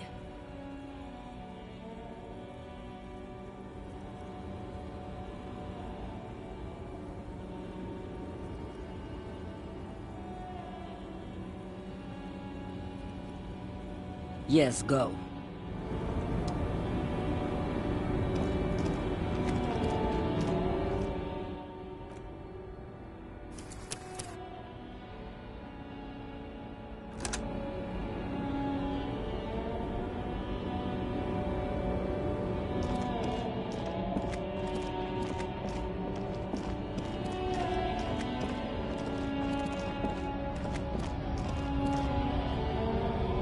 A lorry stuck in the traffic jam.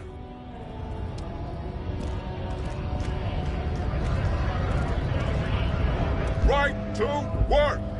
Right to work! Sure.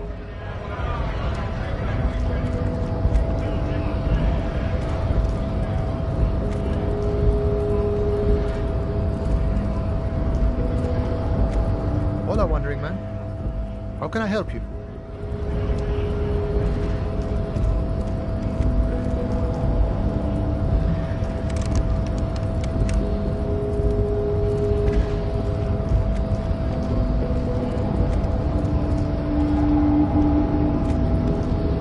The unpromising race pupil returns.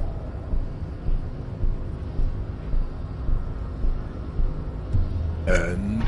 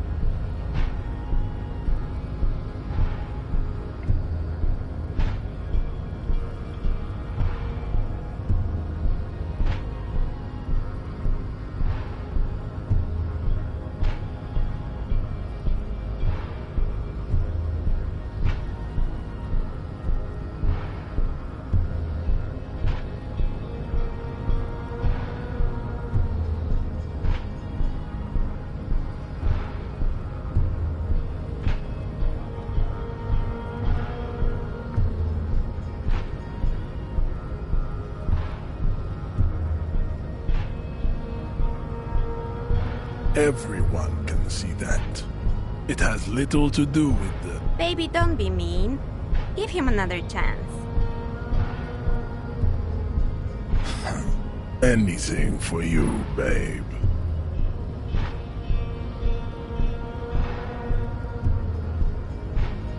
Look, babe. The Mignon of Law is also a racist. So unadvanced. The basic race education he received in high school has led him to think his phylum are the sole authors of race theory. An esoteric study reaching back to the ancient mass society of Pericarnassus over 4,500 years ago.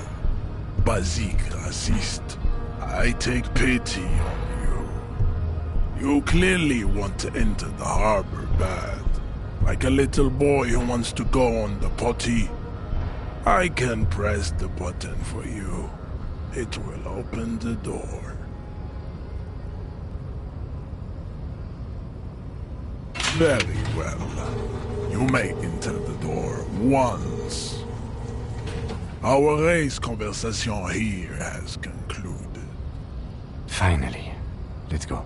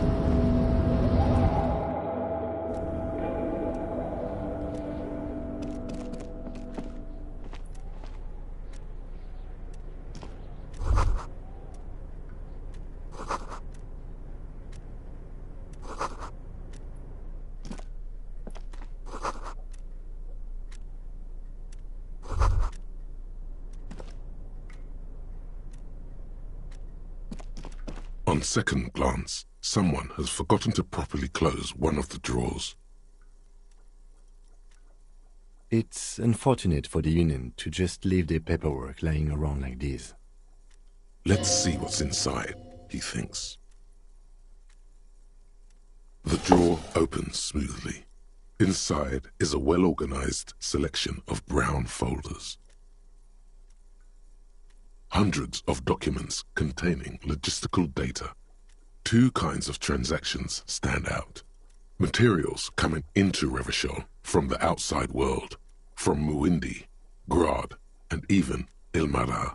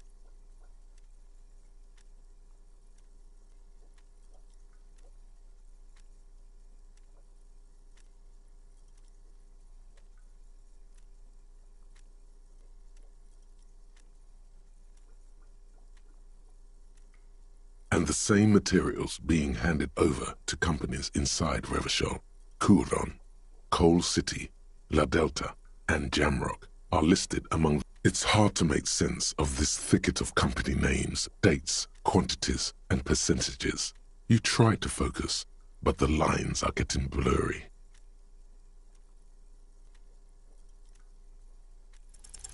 Whatever's hidden here is hidden well. Concentration isn't enough. Only a trained accountant with a background in logistics would be able to really make sense of it.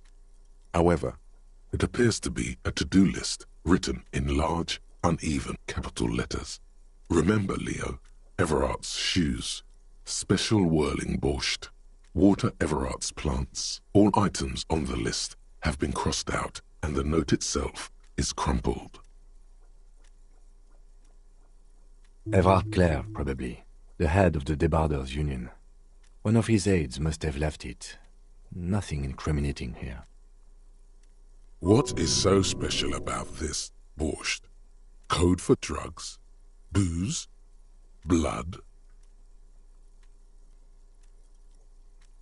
Remember, Leo, all items on the list, the drawer slides.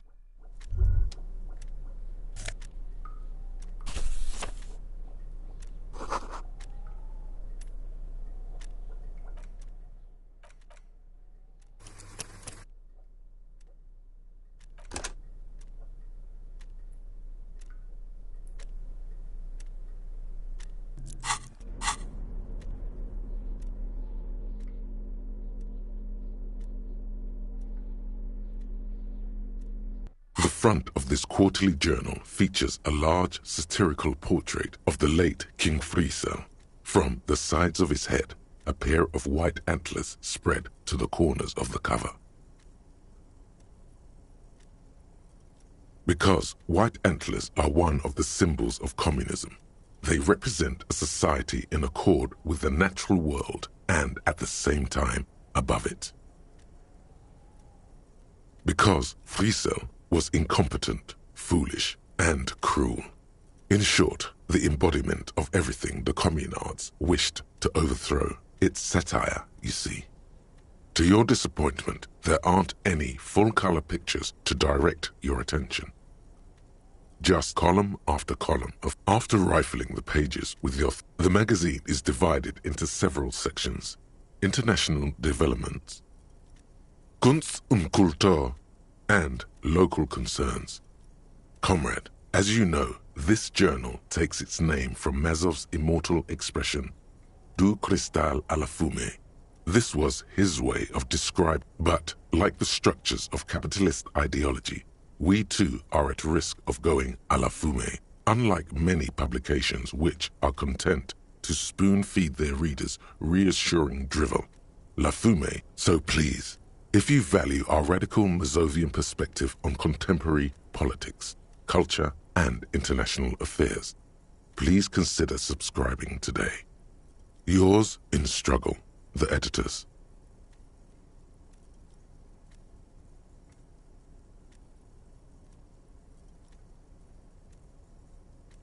You flip back to the front of the magazine. The table of contents unfolds before you.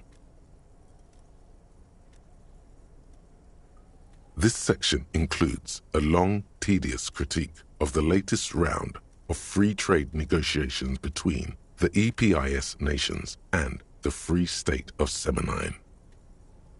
You also skip over an article about heavy fuel oil smuggling along the Messina border, something about bear wrestling in Samara, book riots in Yugograd. Face it, you really aren't interested in foreign affairs. You're not. You flip back to the front of the magazine. The table of contents unfolds. It takes a moment, but gradually it dawns on you that Kunst und Kultur must mean arts and culture.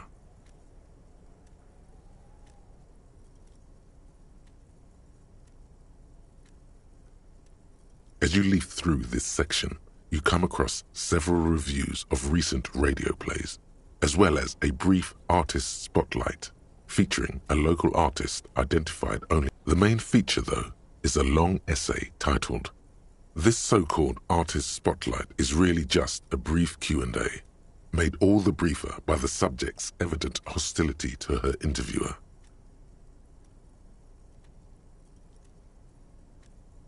The actual article is surprisingly light on details, but after skimming a page or two, you gather that it has something to do with motor carriage racing. If you don't follow it, you only ever hear about the ludicrous sponsorships and obscene death toll. You flip back to the front of the magazine. The table, unsurprisingly, much of this section is taken up with articles declaring unqualified support for the dock workers' strike. You skim the headlines. Paint the harbor red and white. Martinez tames the wild pines. A city in revolt. Finally, there's a brief article by the writer G. Martin, accusing the owner of the Capeside apartments of illegally attempting to evict certain communist tenants simply for not having paid their rent.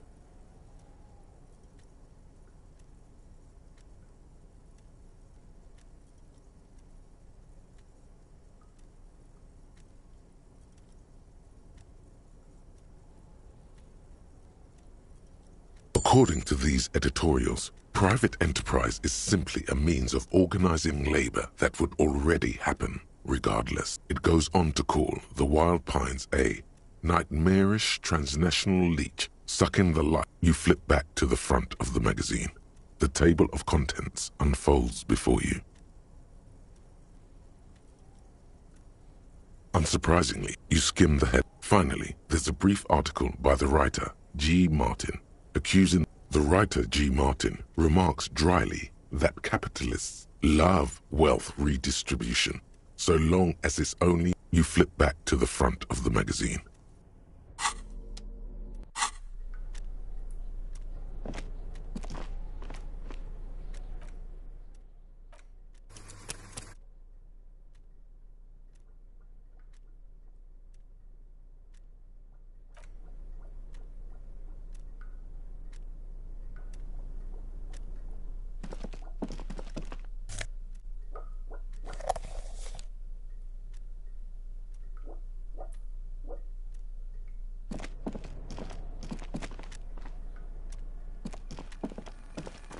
An imposing combination of a punch clock and a payphone is looking down at you from the wall.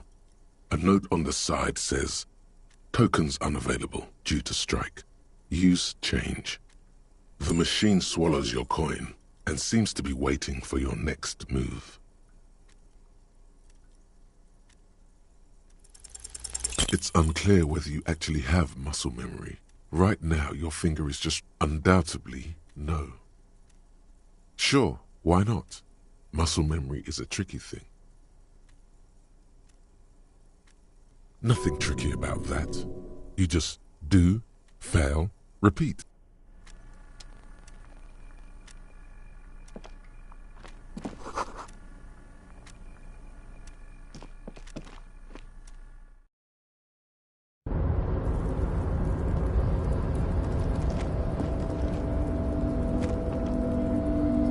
The tarpaulin cloak is still hanging on the railing. The white rectangle of the Revachol Citizens Militia is clearly visible on its back. As your fingers touch the tarpaulin, it almost feels like the cloak wants to deliver a message of comfort through your fingertips. I will shield you from the elements and give my life for yours. That's what the cloak is relaying.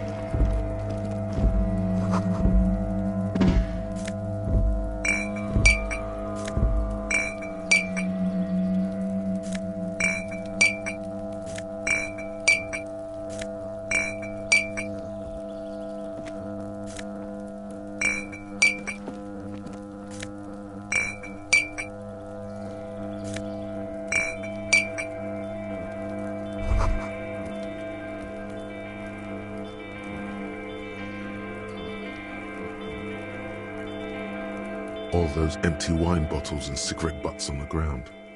Someone partied really, really hard here.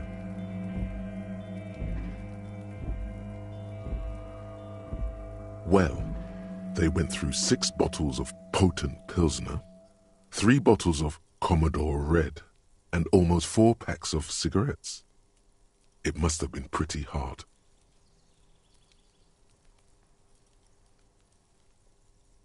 Well, yes, I think we can say with relative confidence that it was you. Yes, this scene isn't exactly ripping with joy. Let's just move on.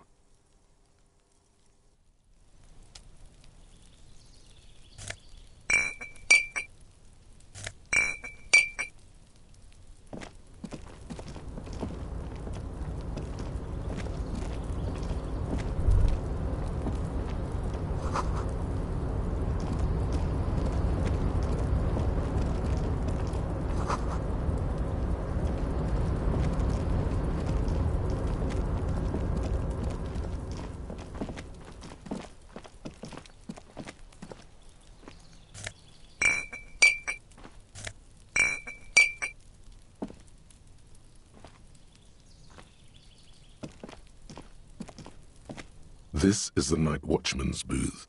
The name on the door reads, René Arnaud. Listen, it's okay to take a few minutes to yourself. Sit down and have a breather. If you must. But please hurry. We are pretty easy to spot up here. Nothing incriminating catches your eye.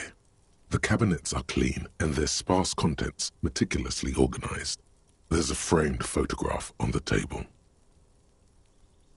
It's a black and white photo of a young couple out in a street fair. The man, Rene, is dressed in a Royal Carabinier uniform. The girl is young and very pretty. Why did you take that picture of Rene?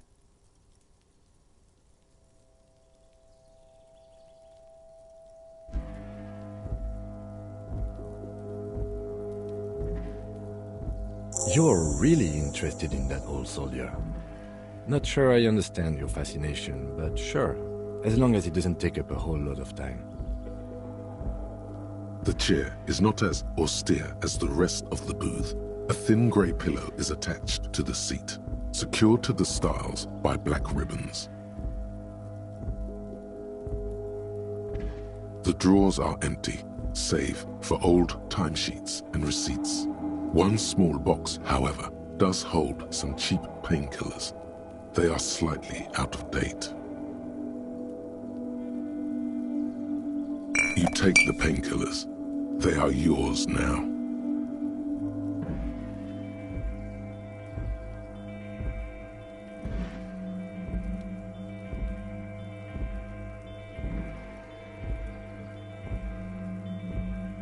Oh boy, where to start? Elevated risk of dementia, mini strokes, prophet's disease, sudden death, hair death, erectile Maybe this was a bad idea. You stand and exit the booth.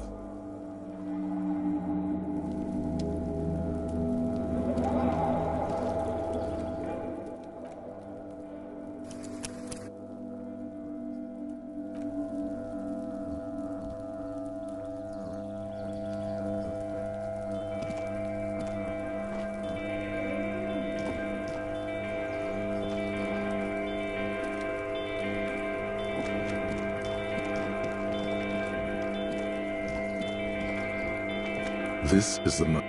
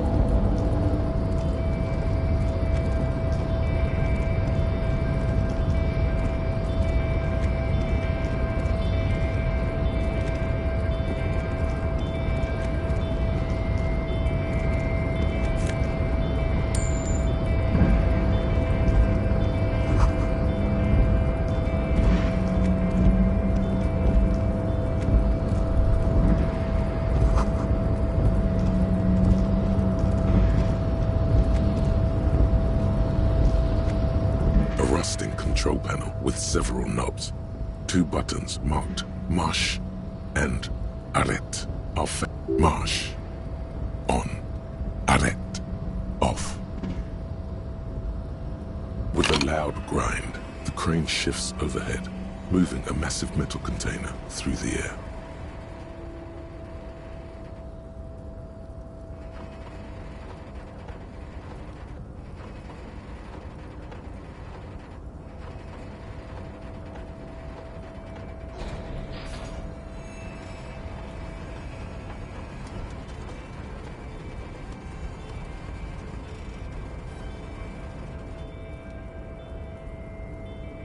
With a surprisingly quiet thunk, the crane places the harbor sleeps as the strike rages in the distance. The crane can rest again, now that its purpose has moved in this container, of course. For this purpose it was built. For this purpose I can't see how that was worth the wreckers, except for seeing the crane in action, which I admit was satisfying.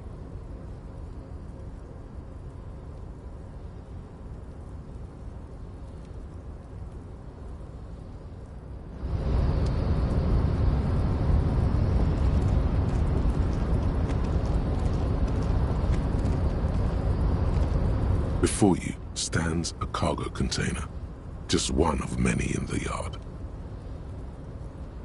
You do? Because I don't. There are a million containers here.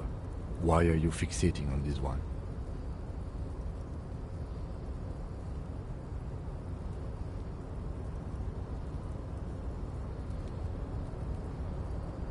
There may very well be, but we are not here to look for that. We are not here to interact with containers. We are here to talk to the Union, right?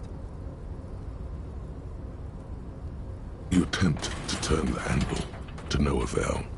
The doors seem to be mechanic. To your left, the lieutenant considers your action. No reply.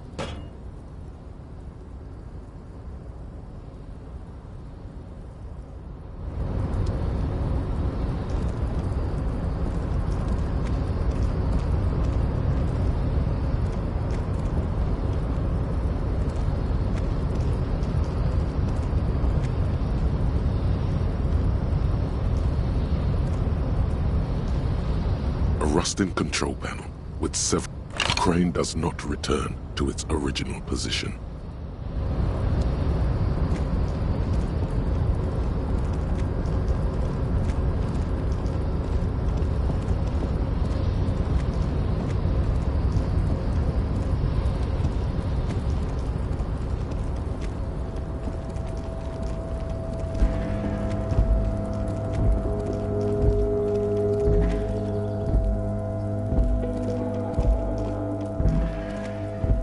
This is the night.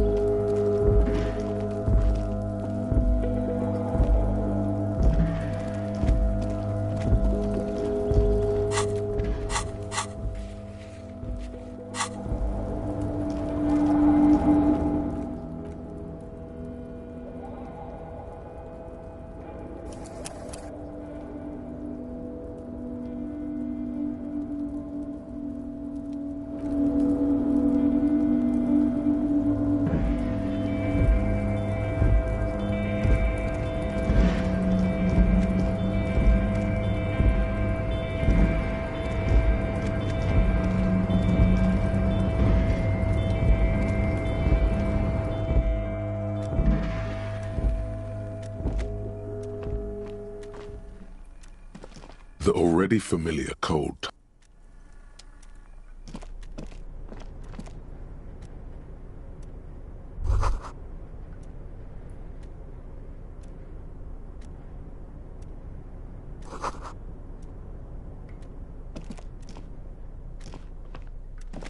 The file cabinet stands steady as ever. Slide the drawer slides shut.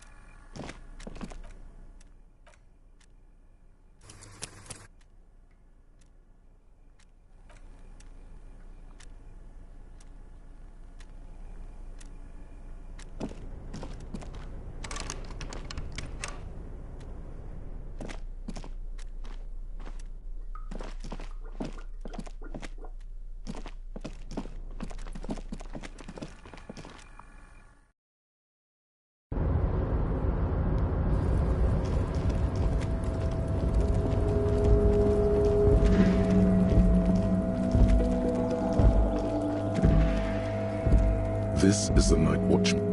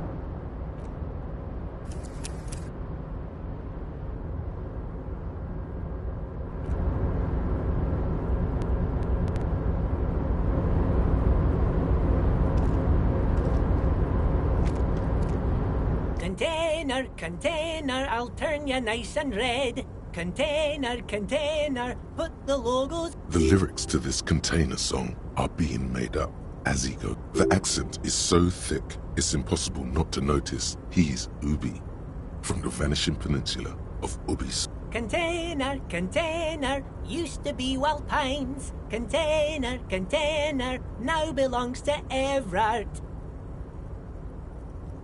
Everard, Everard, Everard, he looks after everyone. Huh? Well, hey there. How can I help you, mister? I see you are not a union man, mister. Did you get lost? You're not one of them scabs, are you? I mean, I don't personally mind. Folks is just folks, you know, and folks gotta eat. Just some of the other guys don't look too kindly on the scabbing kind, if you know what I mean, mister.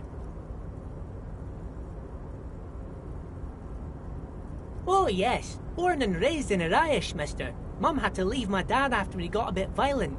Took us here to the new world. I was about 10 then. Too old to lose my accent then. People say us Ubis are up to all sorts of trouble with sheep and other animals and whatnot. I just want you to know there was never any of that where I come from. No, sir. Those are just nasty rumors. Thank you for clarifying that, sir. Oh, I'm just making some covers for them containers here. Yes, I am. Yes, I am. So it's easier for the crane operators to spot them. Everything is so pretty and red. You and Leo look like brothers. Sure is, mister. Sure is. Really livens up the place. Yes. I hate to break this bonding moment, but the red containers mean they are replacing the company livery with the union livery. Oh, most of the guys are down at the gates, keeping the scabs from coming in. We're on a strike. The whole union is. You don't have to work when you're on strike. Ha! We haven't worked for 2 months now. So no one is working? Not everyone is down there, of course. Mr. Everard is in his office, where he always is. And Jean-Luc is guarding the gate. But Titus and his boys got into some drunken trouble and Everard sent them on a nice vacation. For a week or so.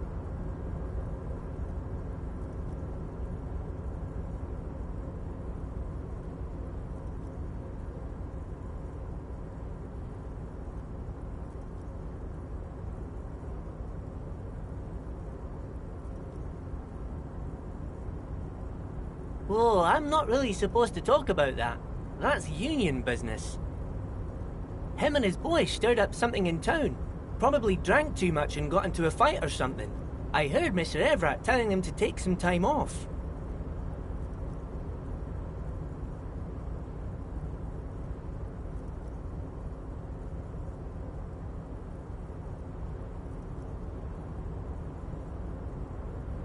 I guess the boys got a bit too rowdy and had to let out some steam. I don't really know the details. That's just how boys are, you know. I haven't been in a fight since I was in middle school. Easy, Leo. Let's keep this on the hard ease.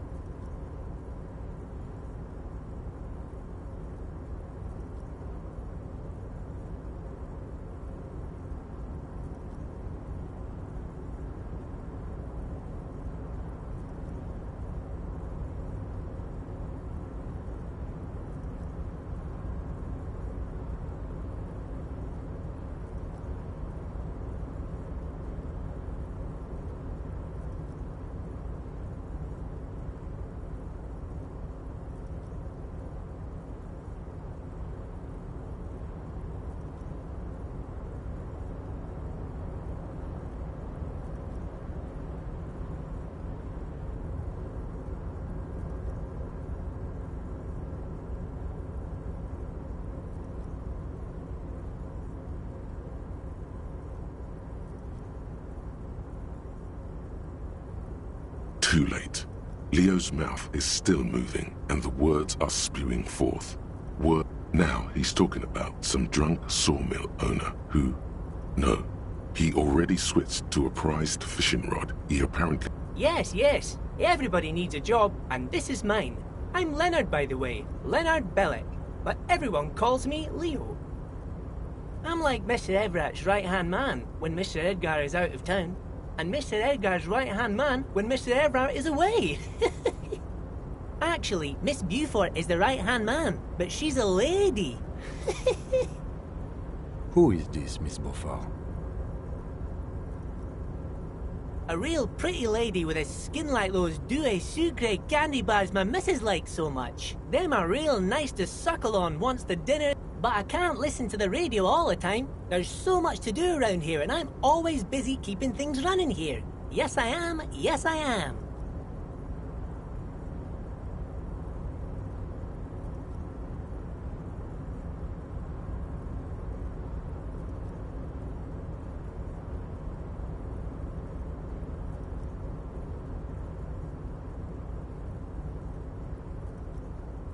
Oh, Lizzie, she is a real sharp tool. Mr. Everett put her through some fancy school and everything, east of the river. 4 years she was gone, and when she came back, she was all fancy and lawyerly. But she's a real nice girl.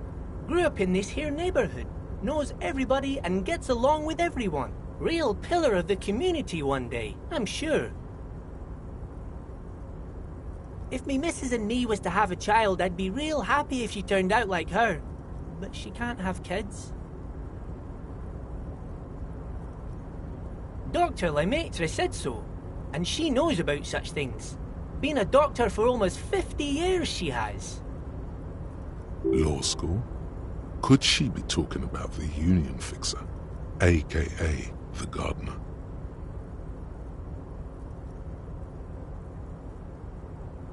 Looks like it. I'm not sure what a fixer is, but she is a real nice girl. Smart as a whip, too. Oh, yes, yes. I leave all kinds of notes for myself. That old head of mine ain't so good at keeping things in no more. I almost forgot about the borscht. Oh, yes. I've been taking special whirling borscht to the men every day since the strike started. It's very, very good.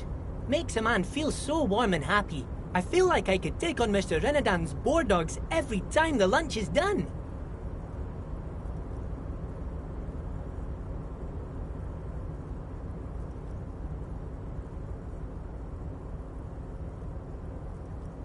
Power borscht, huh? Never heard of a borscht that turns little guys into dogfighters. Alcohol, however.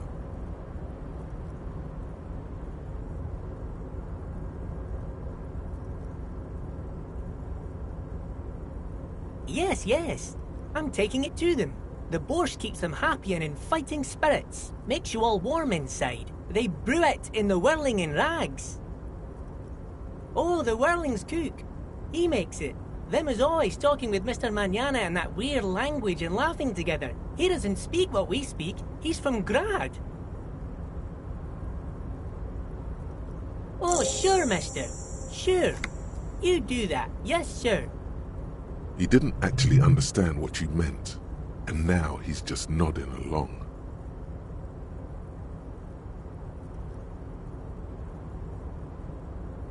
Oh, that one. That should be empty as far as I know. Lots of containers here have nothing in them. They're just waiting to be loaded. Told you.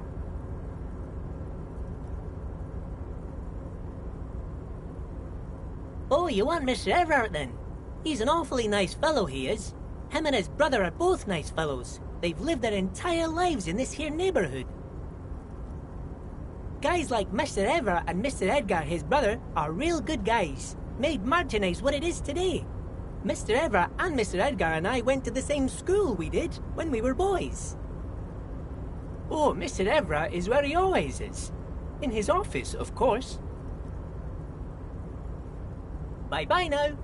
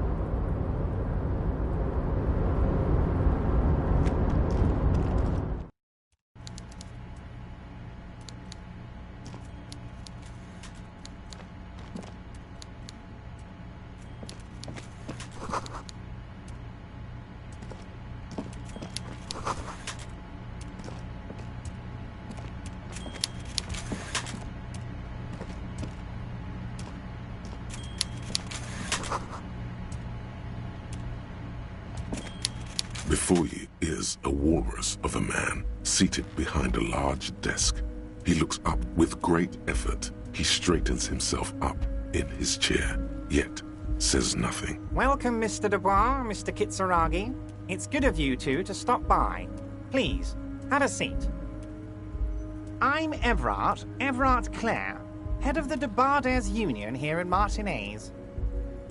I'd offer you my hand, but unfortunately my health prevents me from getting up. You understand? He looks extremely comfortable. The tiny folding chair, on the other hand, looks like a torture device.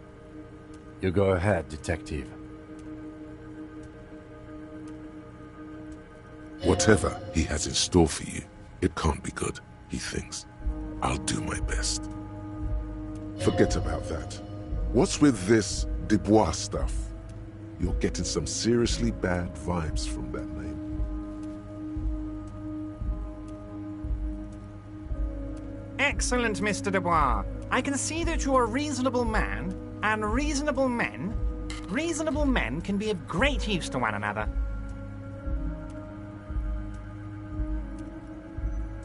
So tell me, how can the head of the Debarders Union help a representative of the Revachol Citizens Militia today? The chair you're sitting on has got to be the most uncomfortable chair in the world. It's violating your backside.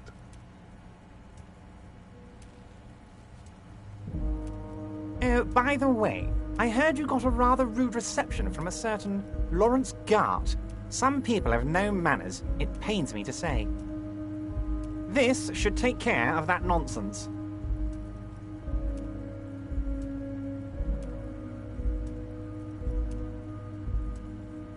It should be sufficient to cover your expenses for a few days and patch over your differences with a cafeteria manager. Go ahead, take it. Wow, that's 25 real. That's good money. You need it.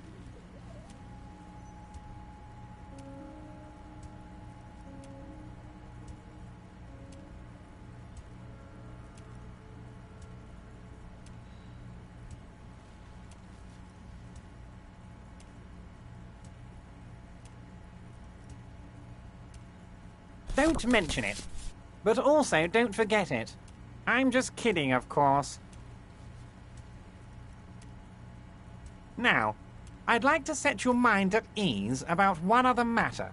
Your lost gun. Let me assure you, Union people are on it as we speak. I've got my best hounds looking for that lost gun. His slug-like lips move, but all you hear is an echo. Lost gun, lost gun, lost... The world is swallowed by a black hole of fear. Only two words escape its gravitational pull. Lost and gun.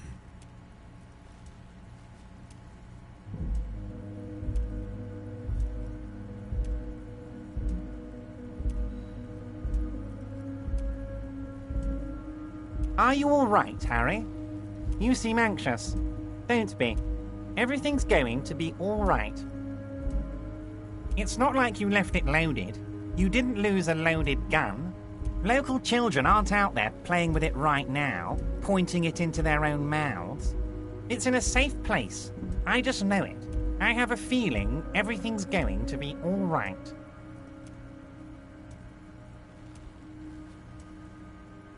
It was loaded. There were 2 bullets in it. You always keep at least 2 barrels loaded.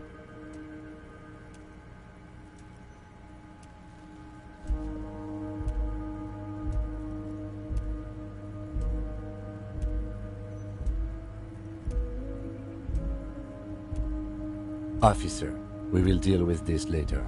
We don't need Mr. Clare's help with this. I wouldn't be so sure about that.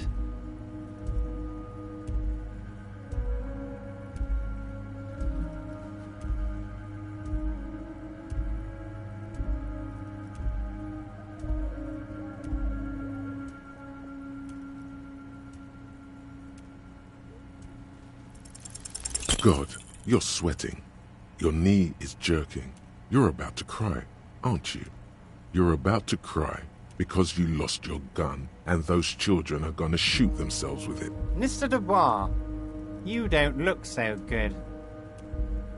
What is this, Mr. Dubois, he keeps repeating? What is he trying to pull here? You need to cool the fuck down. Chill. Mr. Dubois! Mr. Dubois! Harry!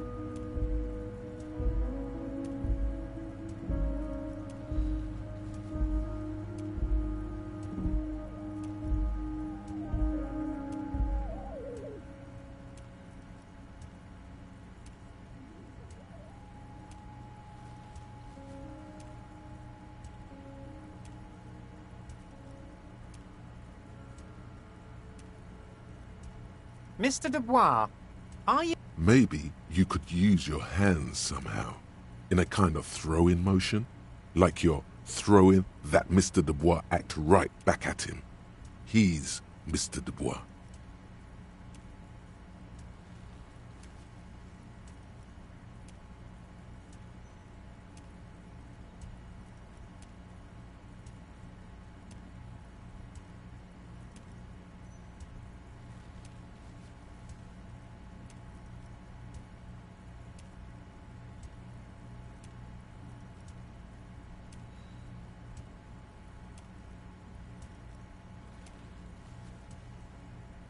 Don't be dramatic.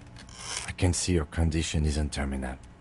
What an odd demonstration of... you got me, Harry. I don't even know what. As entertaining as it was, I'm afraid we're wasting our time. And I'm an extremely busy man, as I'm sure you are too.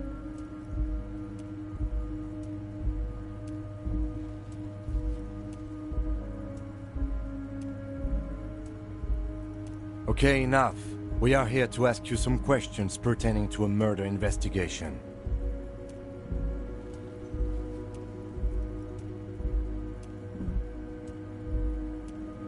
Quick, here's your window. Get yourself together and ask him questions. Police officer questions.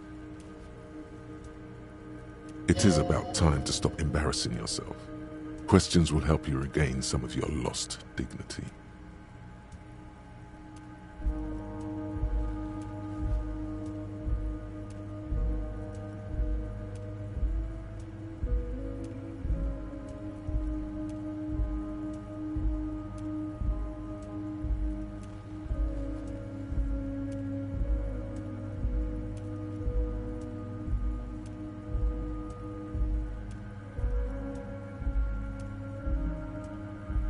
Of course. Let us dispatch with the formalities. You call me Everard, I call you Harry. My God, so it's true. I didn't want to believe it, but you are a fantastic science fiction amnesiac cop, aren't you? What are the odds of that? I think the odds of that are very low.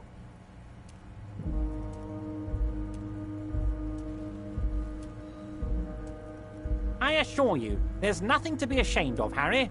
You're among friends, and the good news is... I have a big fat folder on you, Harry. I'm sure you have a lot of questions to ask. Maybe I can help you out. I'm sure you had some concerns you thought I might be able to address. And you were probably right. I can. Are you trying to tell me you've gotten hold of some of our documents?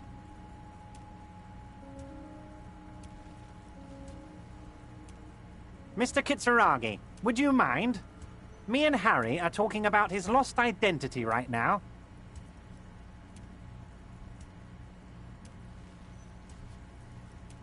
Don't just jump to the folder. That's not smart. Shows you're on the edge. Do some probing first.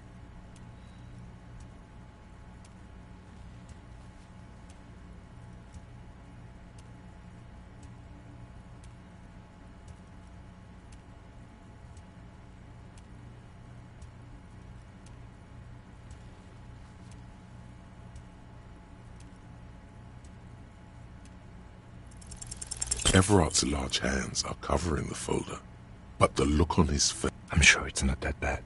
At worst, he has an old RCM folder. And I very much doubt even that. Harry, I just know the things that matter to our friendship, and I want you to feel free to ask me about those things.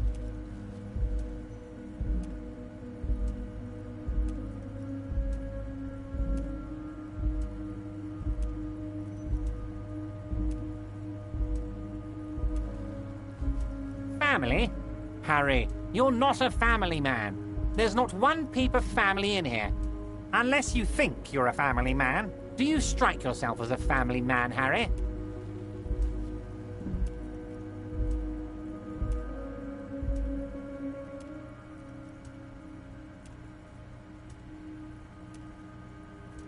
That's why I like you, Harry. A good man knows both his strengths and his weaknesses, and you, my friend, you are one of the all-time greats. Well, Harry, if I were to sum you up in one word, it would be apologetic.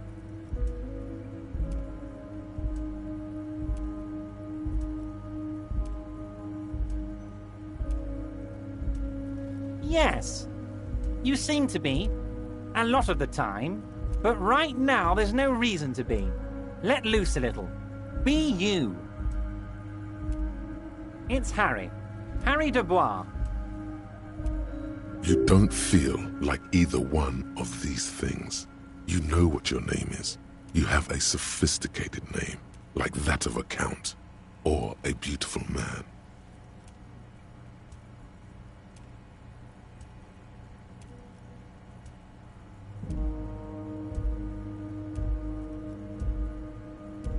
And I can work with you, Harry. Now, what else can I do for you? Of course, Harry, of course. Let's not linger on personal details and amnesia. You wanted something from me.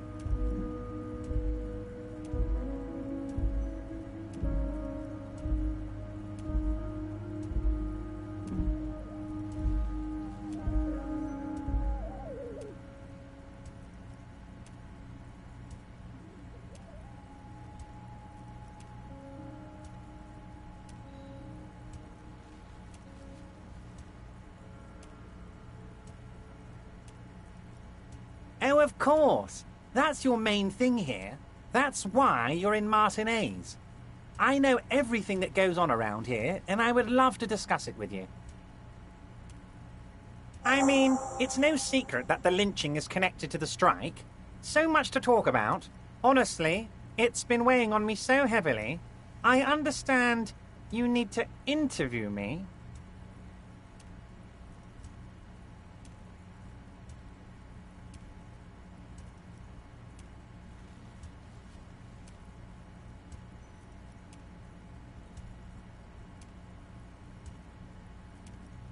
But there's a thing that's been keeping me up at night. I want to talk about the hanging. I mean, if we could just calmly talk, exchange information, we could blow this thing wide open. Yes, that sounds good. Let's do that. But I can't think straight with this thing weighing on me. You're police officers, aren't you? I have a crazy idea. You guys are basically door-opening machines, incredibly talented at opening doors.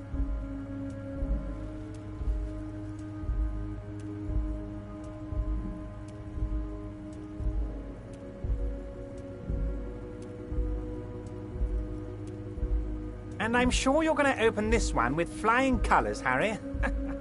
This really is very simple, and there's nothing shady about it. Does this jiggling ooze think he's going to use you? He's got another thing coming. Play his game, son, with your eyes peeled. He's going to slip up, and when he does, you're going to come out on top.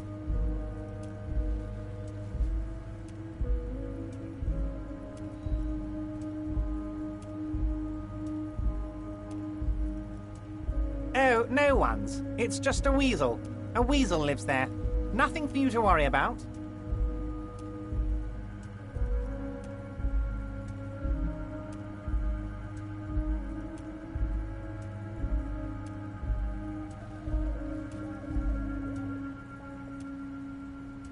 Fantastic, my friend. Just let me know when it's done and we can take our friendship to the next level. You can get the key from Manana. He's down by the gates. Manana's like a free agent in the Union. Special operations. Hardened socialist. A real free thinker too. He'll tell you precisely where the door is. One last thing, Harry.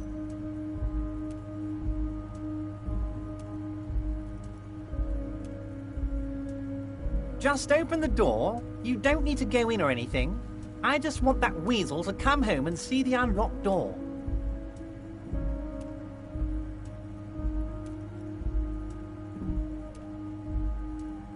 What? Harry, how could you say that to me? You know I appreciate a joke as much as any jolly fat guy, but I can't take slander. Are you actually investigating this?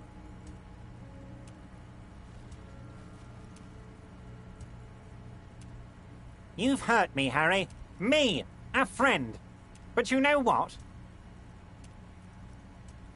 I trust you, like I trust all my friends. And I know you'll never talk to me about this again, because you don't want to wound me. So do what you want, and let's change the subject. Thank you for your understanding. We will continue to do what we must. You too, Lieutenant. You know, I like you, but you never were my favorite. I'm a Harry guy. I'm Team Harry. None taken. Did we have anything else to do here, Harry?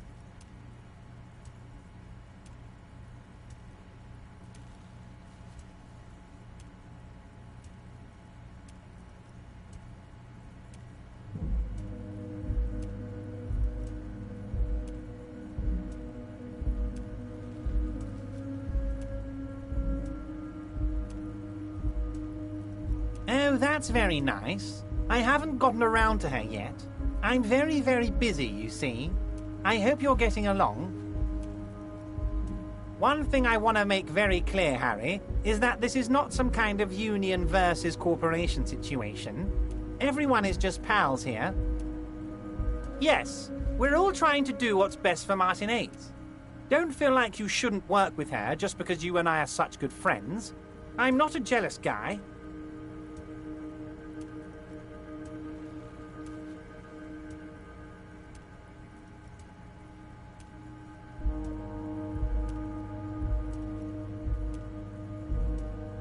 Vanished?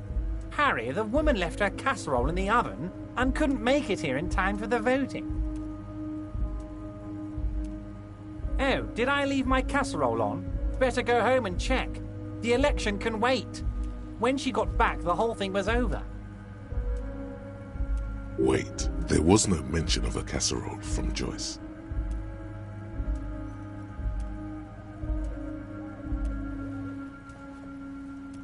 Harry, Harry, Harry. Do not fixate on this little matter. Maybe it was a rabbit stew, or a hairdryer, or an iron. The point is, her heart wasn't in it. What do you mean, Harry? Nothing. I let him go.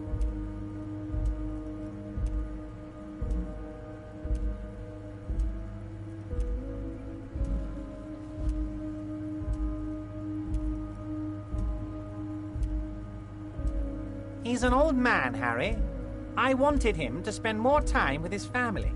God knows how long he's got left.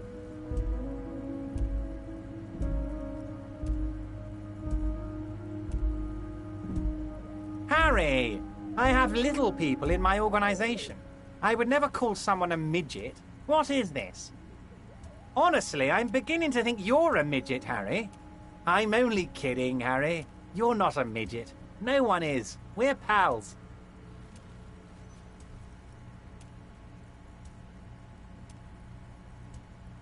If she actually wants to see me, she will find a way. Any good negotiator would. And I just don't have anything to discuss with a bad negotiator. He doesn't want to see her. It's as simple as that.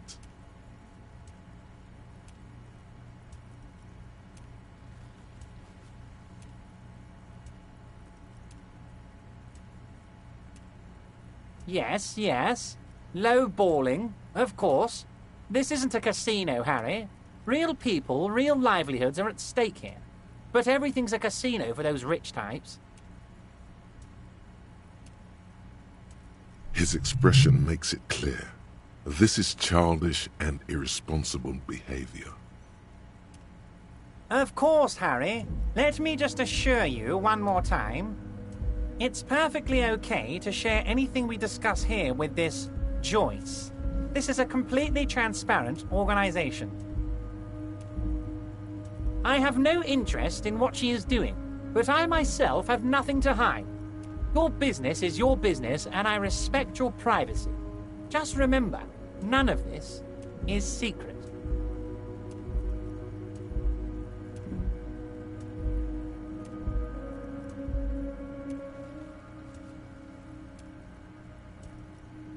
Tell her about all of it. My brother's picture, my singing swordfish clock. Tell her how overweight I am and how I'm helping you find your lost gun. Tell her about everything. Everett doesn't mind. It is rather interesting to tell people things about each other, isn't it? It was nice telling him about her right now.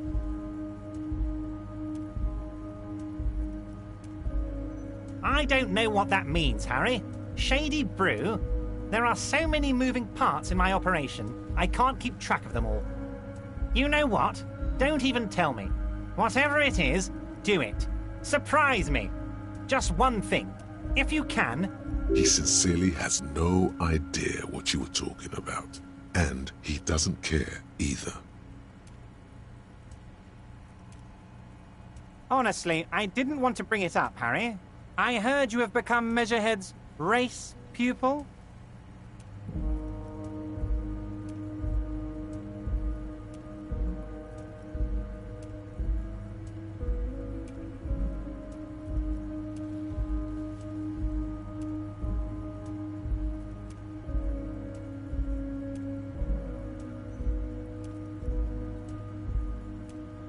Personally, I'm not big on the whole race thing, but that's okay. It's all right to be a massive racist, Harry. Let me assure you, I'm very glad you're comfortable sharing this with me. I run a big and quirky organization.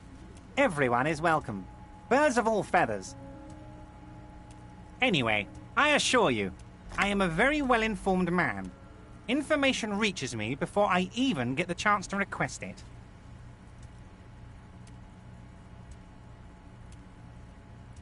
My dear Harry, there are literally millions of containers in this harbor. I couldn't possibly remember what's in all of them.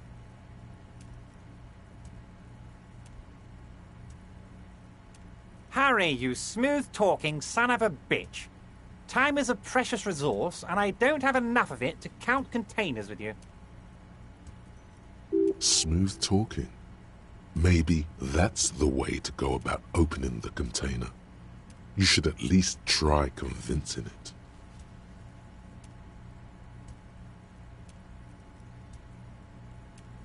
Yes, your gun will be found, Harry. Let me assure you of that. The only way to find it seems to be working with him. He might even be holding your gun hostage.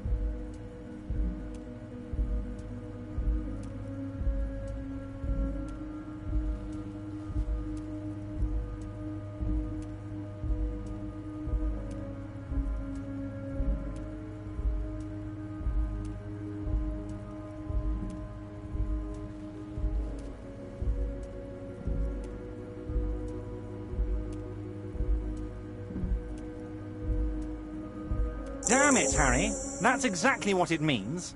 I'm only kidding, of course. Of course. I understand. We help you, you help us.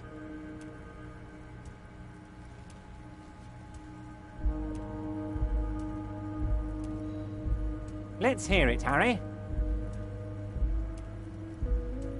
Of course, Harry, of course. Wait. You need this to get in and out through the gate.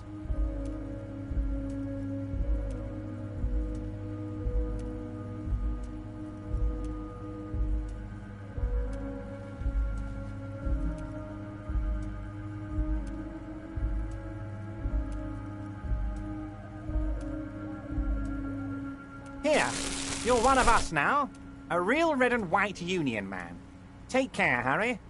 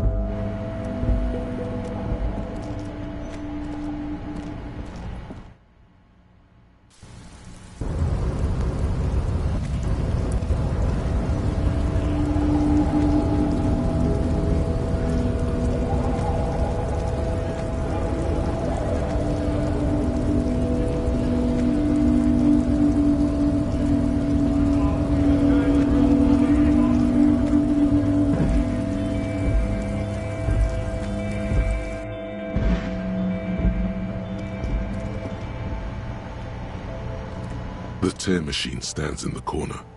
Your bottles clunk into the machine, and the money appears with a satisfying jingle. Do you know what you should do with that money, kiddo? You should buy...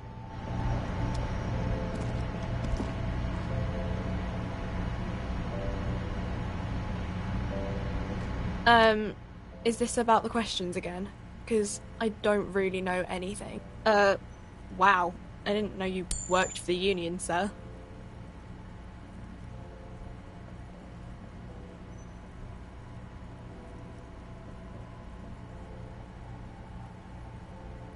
Anything else I can do for you? Blow the whole thing on speed and gin right now. Speed and gin. Great combo. Ask some local dealers, maybe.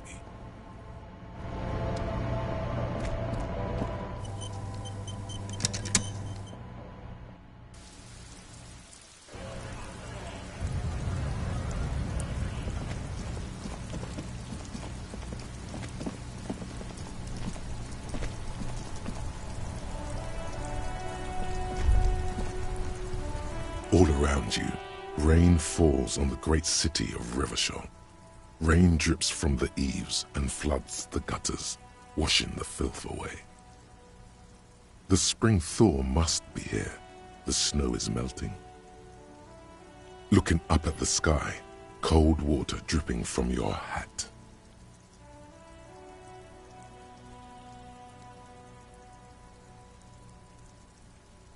Grey sky like great battleships, clouds colliding with one another. Rain falls down, humid. Your coat shields you from the rain while the city shivers around you. Sheets of rain over the water, a flight of stairs leading into the ocean. Wave after wave washing the coast of Martinaise, with its motorboats and gently swaying reeds. The ruins of a half-sunken sea fort crumble on an inlet beyond the Bay of Revachol. Ghosts rise into the sky. The skyscrapers of La Delta, the financial district. Faint golden light seeps from the office windows. Will you ever go there? No, you are just one of the hundreds of thousands who watch them rise across the bay from Martinaise every day. The skyscrapers of... Will you ever go there?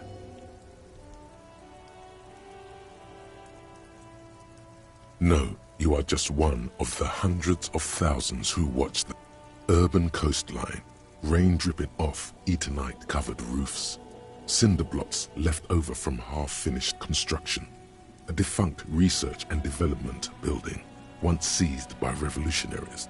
An old wooden church stands on stilts above the water.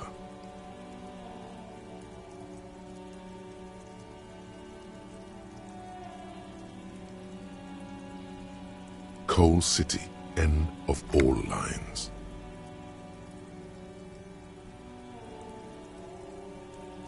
Your hair is an oily mess flecked.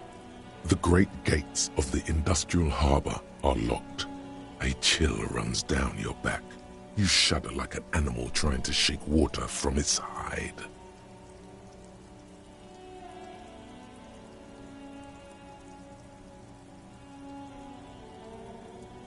Behind the gates, heaps of supply crates, red and blue metal shipping containers, slick with rain.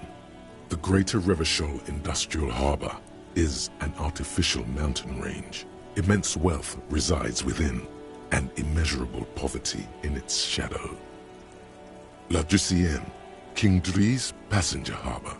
Cruise ships flanked by dock arms, cranes watching over the mouth of the river distributary. Couronne, the lower middle class. Distributary after distributary cuts the city blocks in half. 7-story buildings trail off into the rain. A silvery curtain of rain over the houses. The class divide. Capeside apartments. Tower blocks crowd one another. 4.46mm bullets still lodged in their war-torn stone walls. Hallways collapse from the mortar hits of a war that was lost long ago. Clotheslines go to waste in the rain. Radios play. A yard. Rain falls onto the roof of a woodshed. Coal leaks into a puddle beneath a dead man's feet. He swings from a tree, bloated. Droplets of rain slip from his cold cheeks. A traffic jam. Rain thrumming on the roofs of motor vehicles. Inside, drivers watch water streaming down their windshields. The statue of a king shudders. He too is cold. The Canal bridge has been raised. The road ascends. A raised motorway loops above the ghetto. Beneath its concrete columns, a sea of rooftops, woodwork, and tar stretches northward. 4-story buildings as far as the rain can fall. The snows melt in Jamrock.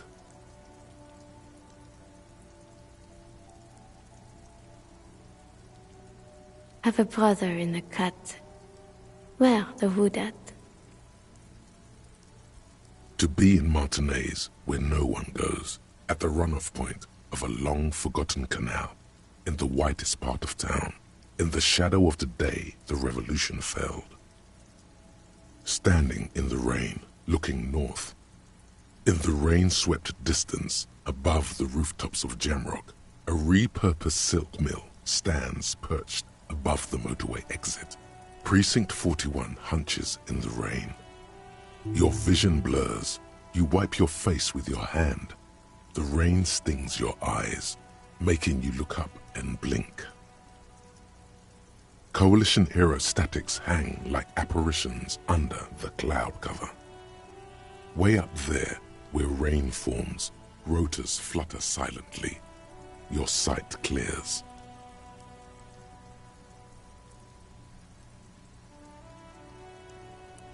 This rain will not let up anytime soon. At least we are dressed for it. Let's keep moving.